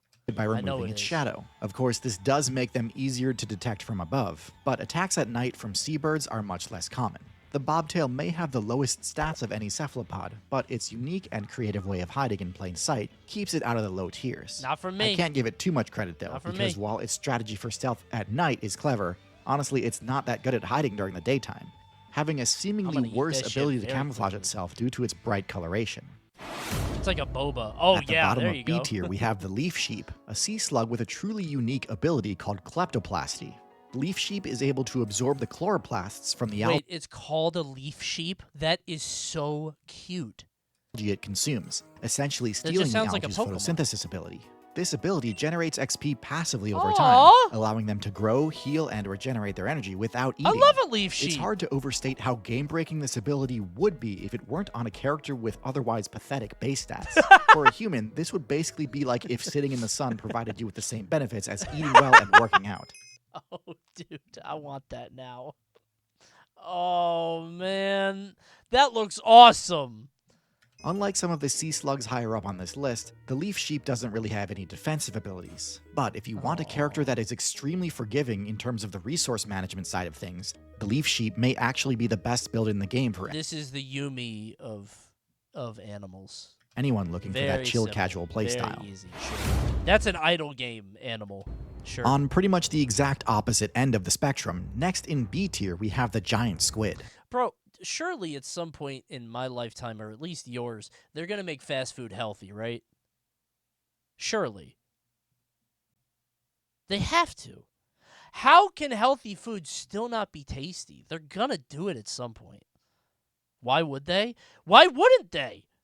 Are you serious? If I had McDonald's money, would you not invest billions and billions of dollars into being like, hey, you can eat this Big Mac and also it's 200 calories? Right? It's not profitable. So what do you... Okay, what I'm saying is, why can't science get to a point to make that shit profitable where it does it? You could literally just replace the other one. Surely there's a way to do it. There's got to be a way at some point. They already sell a fuck ton. What do they need to invest for? I think being first to market on extremely, like, good brand recognized fast food that will not kill you? Because you're talking about fantasy magic. Everything is fantasy magic. This is fantasy magic. My phone has every piece of human history in it. This is magic, man. Now, obviously, this thing's HP stat is extreme, with it being the largest mollusk in the game. Oh, God. But one thing I bet you weren't expecting was for it to also have the highest perception stat of any mollusk. Oh, God! I mentioned before that Don't in the dark perceive depths me. of the ocean, the normal stealth mechanics don't apply. Well, the giant squid is the exception to this. Its eyes are so large, the largest in the game in fact, that even with only a tiny fraction of a percent of sunlight making it to the depths, the giant squid can still see. Don't laugh. I did not know giant squids were real. I thought they were like, 20,000 Leagues Under the Sea. Or like, like a Loch Ness Monster kind of thing. Like a Kraken. Yeah, kind of. I thought it was just like a, I don't know. Like a Fantastic Beast or whatever. Like, there are squids, but this is, like, the big squid, right? This is bad news for all the deep sea builds that assumed camouflage wasn't necessary and spec'd their character accordingly. I don't know. I thought this they weren't incredible real. eyesight is necessary for more than just hunting, though. To be fair, there have been less than 10 actual sightings. Really? Gigantic, unfortunately, I'm makes saying, it extremely bro, like, easy to detect via echolocation, so they have to remain vigilant constantly I feel like to avoid being ambushed by the abyssal server's they don't true get talked apex about predator. a lot, you know? Luckily, their vision has a range just barely more than that of the whale's sonar, so as long as they're on top of their game, they should be able whales to got outmaneuver sonar, and avoid like attacks. a boat. On this same Wait, tier, they're- I'm also which one's going to bigger? include the colossal squid, which has many of the same traits as the giant squid, including massive eyes and incredible dark vision. The colossal squid does have a few subtle differences in its kit, though. It's slightly heavier, but also less fucking mobile, way. relying on ambushes using its two extra.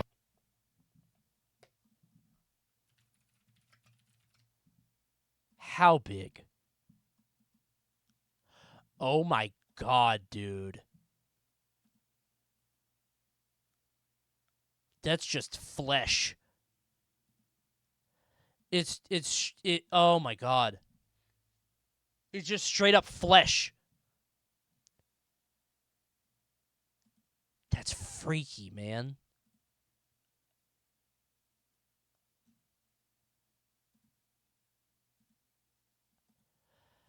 That's so creepy. I hate the ocean, man. Why he laying down with it? They're gonna have to come up with a name for a big. They got giant, colossal, and then big ass. Like you need another one. What's the last one? They're gonna find the biggest one. It's gonna be different.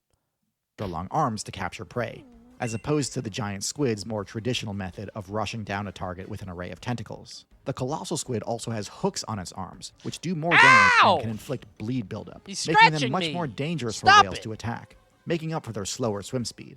However, at the end of the day, both the giant squid and colossal squid have terrible matchups against whales, and because of their large size, their energy upkeep costs are insane.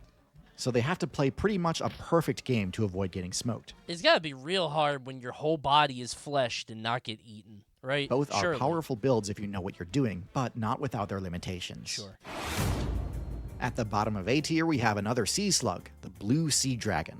Similar to the leaf sheep, this slug also has the power to copy the ability of its main food source. But in this case, the blue dragon isn't consuming algae, it's consuming jellyfish. The blue sea dragon is able to absorb the venomous nematocysts from the tentacles of their prey, Damn, and he in eat doing the so, venom? gains a massive Ugh. buff in the form of an equally deadly sting at the Those tip of its things look frills. cool. This is incredible, as the blue sea dragon Oh, is don't able touch to gain that. the Put most it down, put powerful it ability of down! the jellyfish faction without Oh, any God! of the awful downsides, like, being literally brainless and having no control over their own movement. Blue sea dragons also have much better stealth than a lot of sea slugs, Oh, that's using the weird. counter shading technique with a bright underbelly and dark blue backside. Dude, being blue in the ocean must be so cool. I guess the water's more clear than anything, but like, damn, that must be like, what a cool thing to happen, right? Making them hard to see both from above and below. While not quite as OP as some of the cephalopod mollusks, the blue sea dragon definitely stands above all other slugs quite as OP What the fuck is that? as some of the cephalopod Like a breathing thing? I think a slug had that too. mollusks. The blue sea dragon definitely stands above all other slugs and snails as a unique and formidable outlier. Next in I A thought he tier we would be have the higher. common octopus, a solid representative of These the shits octopus are big faction as a deals. whole. It possesses the core They can abilities get out that of define the jars. octopus build, along with Ooh, its inherent ouch. vulnerabilities. Oh, Its two no, standouts ow, possesses yum, the yum, core yum, yum. abilities that define the octopus build, along with its Is that an inherent octopus? vulnerabilities. Its two standout strengths are stealth and intelligence. The common octopus boasts some of the best stealth in the game, capable of changing both its color and texture to blend seamlessly into Nice virtually showing any off. environment. Why is Dense he weeds, doing jagged that? rocks, or barren seabeds. What is And he if its doing, camouflage bro? fails and it's ever spotted, it can deploy an ink cloud to temporarily debuff the attacker's perception stat, How'd he get ink? How did he create that? usually buying enough time to escape. However, That looks escape is cool. often its only viable option, as the octopus has some of the lowest defenses in the game. With no armor whatsoever, any hit it takes can deal devastating damage. No way. Defenses in What a bait. the game. Bro, the crab and the seal are in it together. With no armor whatsoever. However, Oh my god, dude. I guess he can't eat the crab. That'll hurt his teeth. any That's hit it takes crazy. can deal devastating damage. Man. Even in a server as perilous as the ocean, where threats abound regardless of armor. Who did that? The common octopus, even in a server Dude, an octopus would piss me off if I was a fish. I'd be just getting punched, and I look around, nobody has arms. Nobody got arms around. Who the fuck punched me? They got fins? That doesn't hurt. as perilous as the ocean, Ow! where threats abound regardless of armor, the common octopus must play cautiously. Bites is from so everyday confusing. fish can pose a serious risk, so despite its impressive abilities, it requires careful strategy to survive. Dude, the fish is like Serious risks. scaring him. He's like, he wants So smoke. despite its impressive He's like abilities, going down it there, requires careful strategy scaring to him survive. away. So now's as good a time as any to say that although it's not a combat weakness, the octopus's biggest weakness is its low lifespan. Given that a lot of the octopus's best tricks need to be learned, either by observation or trial and error, the octopus's already powerful intelligence would be a lot That shit look like Squidward. He must be near Bikini Bottom. He trying to blend in. more powerful if the devs allowed it to be refined over the course of a few decades, like dolphins, parrots, and humans get. This weakness is pervasive How through the long entire do- 3 to 5 years? That's it? I thought they lived long. I don't know why I thought that. Maybe I got them mixed up with like clams and stuff. I thought they lived like, 60, 80 years or something. cephalopod faction, which is interesting because some of the other mollusks are pretty much Yeah, the that's what exact I thought. opposite. That's but crazy. yeah, this is why despite their many Makes me feel better for eating them, bro. You shouldn't eat anything that's this smart.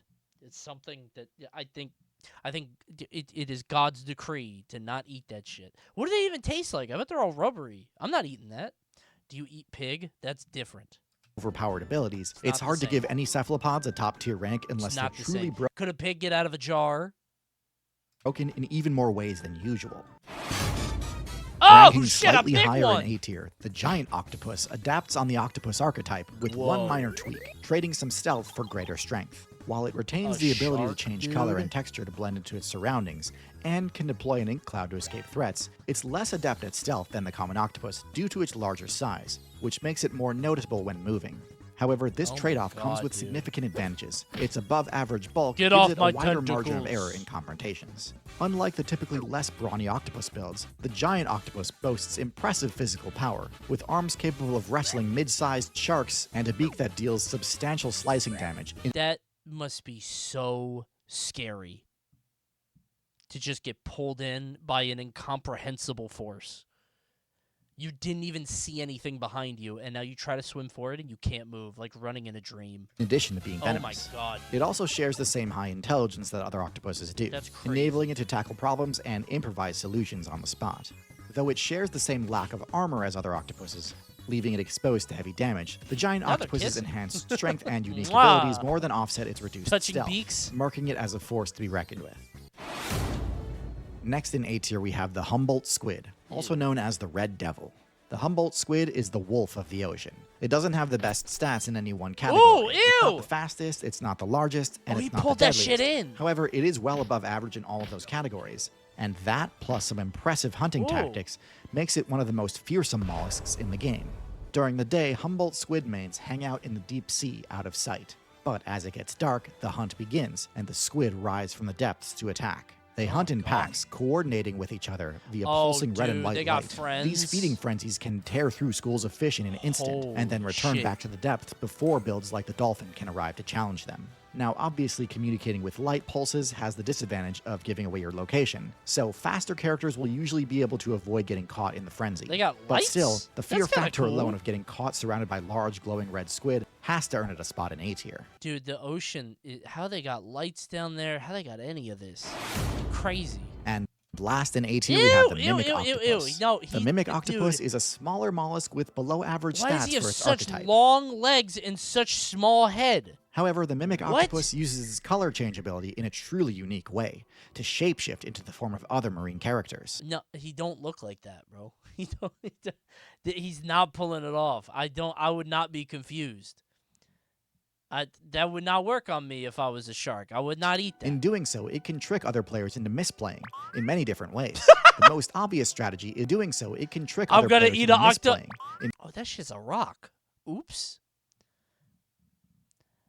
I would be very confused. Many different ways. The most can't eat obvious that. strategy is just to mimic a character with a powerful venomous ability, like a lionfish or sea snake. This will yeah. cause predators to leave you alone for fear of getting That's stung smart. or bitten. But this technique can also be used on offense to trick a target into a false sense of security. How do they even have the instinct to do this?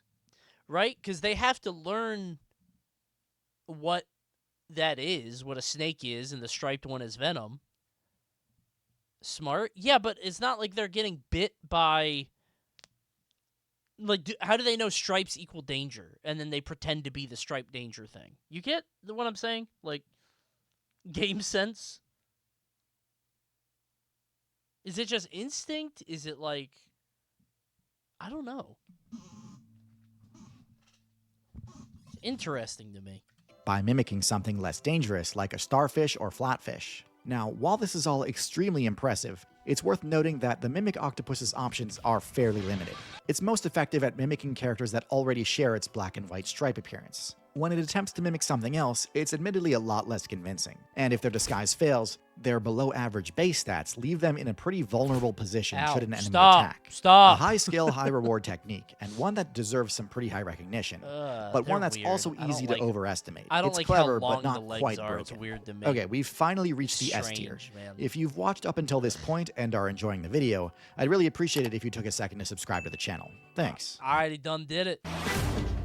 At the bottom of S tier, we have another Has he ever done that before? I feel like he's never done that before. Kind of surprised. small mollusk with blue accents, the blue-ringed octopus. This is one of the small Yes. I think TTS is broken. smallest octopus builds in the game, but you wouldn't know it if all you saw was its power stat. The blue-ringed Let me look. Here's some nightmare fuel of someone diving with a giant octopus when the video's over. Oh, God. All right, I'll look at that in a second. octopus has the deadliest venom of any mollusk, even deadlier than the geographic cone. Its venom is the same neurotoxin found in pufferfish, which can one-shot almost anything within only a few minutes. Ugh. Because of the blue-ringed octopus's insanely high damage, this build opts for the aposomatism technique, where rather than attempting to hide from predators using camouflage, when threatened, it instead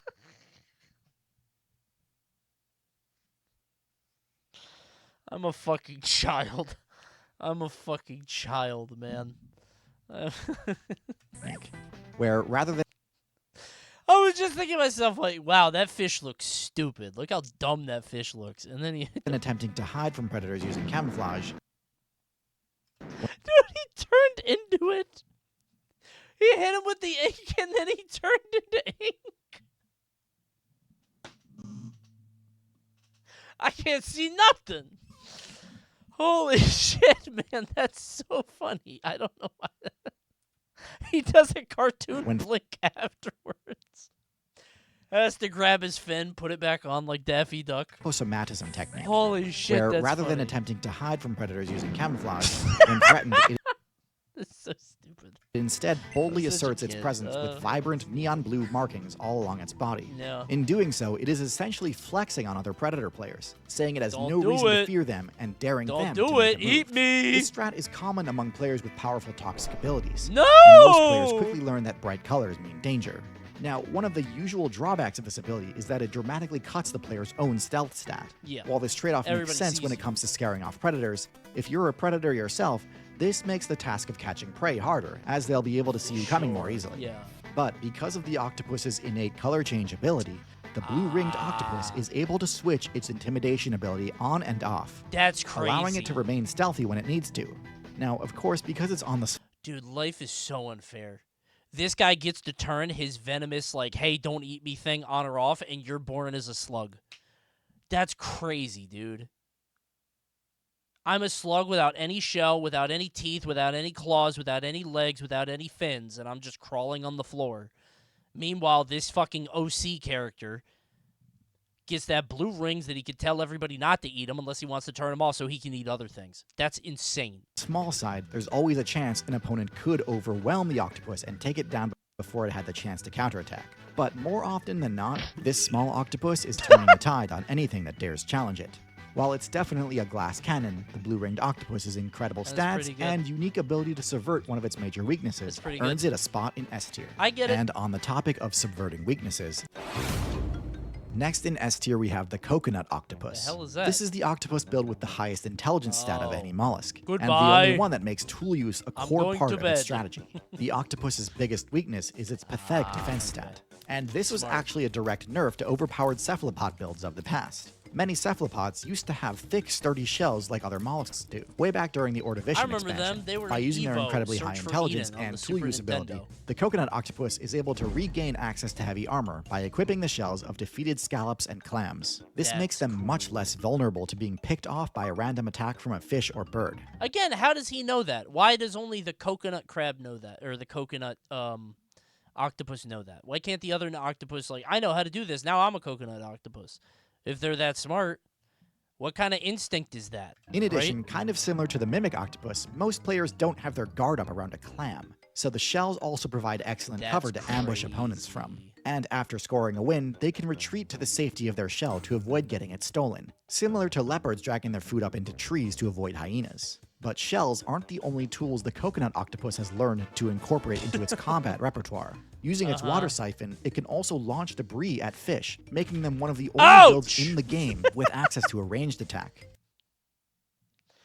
Dude, I'm getting junk gunned by this guy. This is excellent at dealing chip damage without leaving the safety of the shell, meaning they don't fall into the same trap as clams by relying on defense with no means of counterattacking. Overall, this is truly one of the most impressive showcases of tool use in the entire game, other than humans, as it legitimately subverts one of the weaknesses of the typical octopus build without sacrificing any of the perks. An easy S tier rank. And really?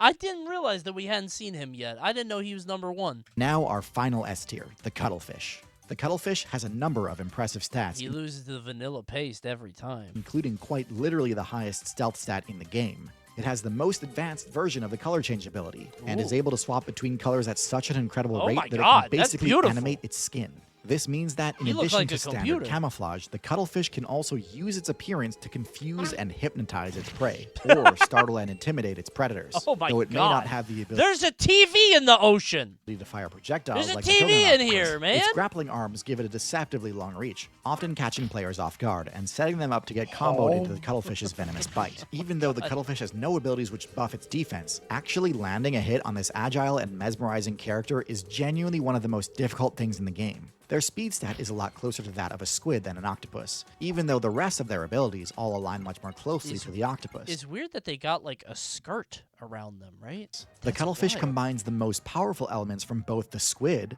like high maneuverability and long reach, and the octopus, like intelligence, venom, and color changing, into one overpowered build. And for that, I'm ranking it as the number 1 mollusk in the game. Damn, I didn't know cuttlefish were like that.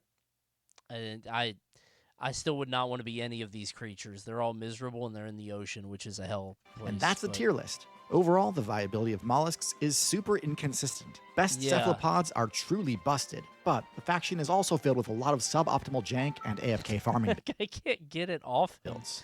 Can you not just squeeze? Are octopus heads like those little water bubble things you can get at, like, a theme park or whatever, and like the will his brain move in the thing? I would just squeeze it. And just doesn't want to kill it, I guess. What if I did want to kill it, though? Could I do that? It's a big muscle? That's what I thought, yeah. Okay. Their brain is a giant ring? Really?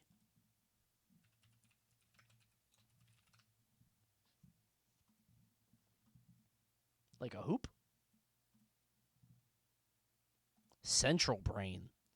As opposed to what? Mini brains and arms. Oh, I don't like that. That's fucking weird. He got brains in every arm? I guess it's like a nervous system. This is like your, you know. Yeah, that, I guess it makes sense. Oh my god. Wasps do too. What a strange thing it must be to perceive the world as one of these animals, or any other animal in their body. It's fucking weird, man. Ugh. Don't we have part of our brain in our stomach? No, stupid. No, we don't. Are you ever glad that you were born a human? I don't really think about it, but sometimes, like when I see stuff like this, I'm like, thank God I'm not that, right? The issue with becoming a human is like you're born with like the innate yearning and suffering that is core to the human experience, right? You don't get to be a clam. I think unfortunately it just being a little unsatisfied and unfulfilled is like part of being a person. And I don't think other animals have that. They're like, oh boy, a bone, right? But that's a very pretentious, navel-gazy bullshit way of looking at it. So, and it's also what I think drove us out of the caves and made sticks and stuff. So, octopi can't play gacha games. Well, neither can I. An octopi might get addicted, man. If he figured out how to hit the, he might start playing Tap Ninja. See the number go up and get all excited. Be pretty good. Would you be an animal if you could turn on your awareness on and off for fun? What animal, I think. It depends. Would depend on that. I don't know. I think anybody that says they want to be a cat is so boring. Like, if you want to be a cat or a dog, like, you are only seeing the things, like, immediate to you. You own a cat or a dog, or you know pets, and you're just picking that. Let's go with something a little bit more, you know what I'm saying? Bird is a great answer. Yeah. That's good. Your persona is a weasel or ferret. No, I got called an otter, but that was from other furries or gay people. I'd be a stoat. I bet stoats are smart. Suboptimal jank. I'll fuck with a stoat. And AFK farming builds. So there really is something for everyone here, from meta I don't tryhards like to that low-tier one. heroes.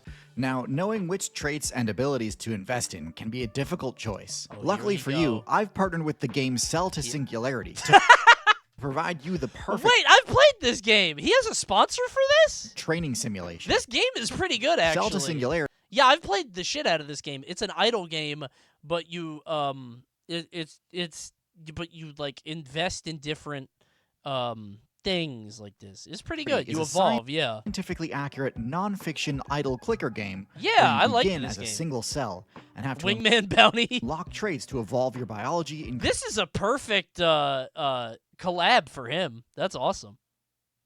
That's a good movie. And you know what? I'm liking the video. Liked. What is this? The Bizarre History of the Cat in the Hat. Oh, I'm watching that. Probably. I'm not watching that on stream, but I'm watching it my damn self. Don't forget my dono. You're right. My bad. Hold on. No, they definitely are way bigger, but this guy's also, like, really big. And when it goes from... That thing can latch onto you and never let go. I mean, he'll let go if I go back up, right? Like, if I'm in a scuba suit and he latches onto me, I'm going back to the surface. You're coming to the human world with me. You can't get back up? Sure I can. I'm scuba diving. Don't they got, like, wires or something? Tug. Right? They pull you down? They can't. He can't be that strong. I'm going to have the bends. Oh, yeah. The bends. I forgot about that. How can he be strong enough to pull me down, bro? You're getting pricked and venomed. I have a suit on.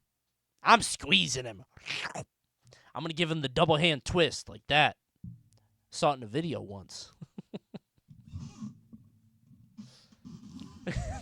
Walking. That's stupid. All right, thanks for watching, everybody. I'm going to bed. It's getting late. Long stream on Friday. Cringe Confessional tomorrow, by the way. Cringy stream tomorrow, as per usual. Cringe Confessional tomorrow, and then no stream Thursday because I am streaming all day Friday. Friday's a 24-hour stream. So Friday is Coney games. So, yeah. And then Sunday, I might stream. Or I might not. Wait, when is Sage Jam Slam? Is that Sunday? When's the finals? If that's the finals, maybe I just won't stream and I'll watch Slam. I don't know. We'll see. Whatever. Thanks for watching, everybody. I'll see you guys next time. Tomorrow's Slam finals starts tomorrow. I don't care about the start. They playing for points. Y'all playing for seeding. Relax. I'll see you guys later. Goodbye.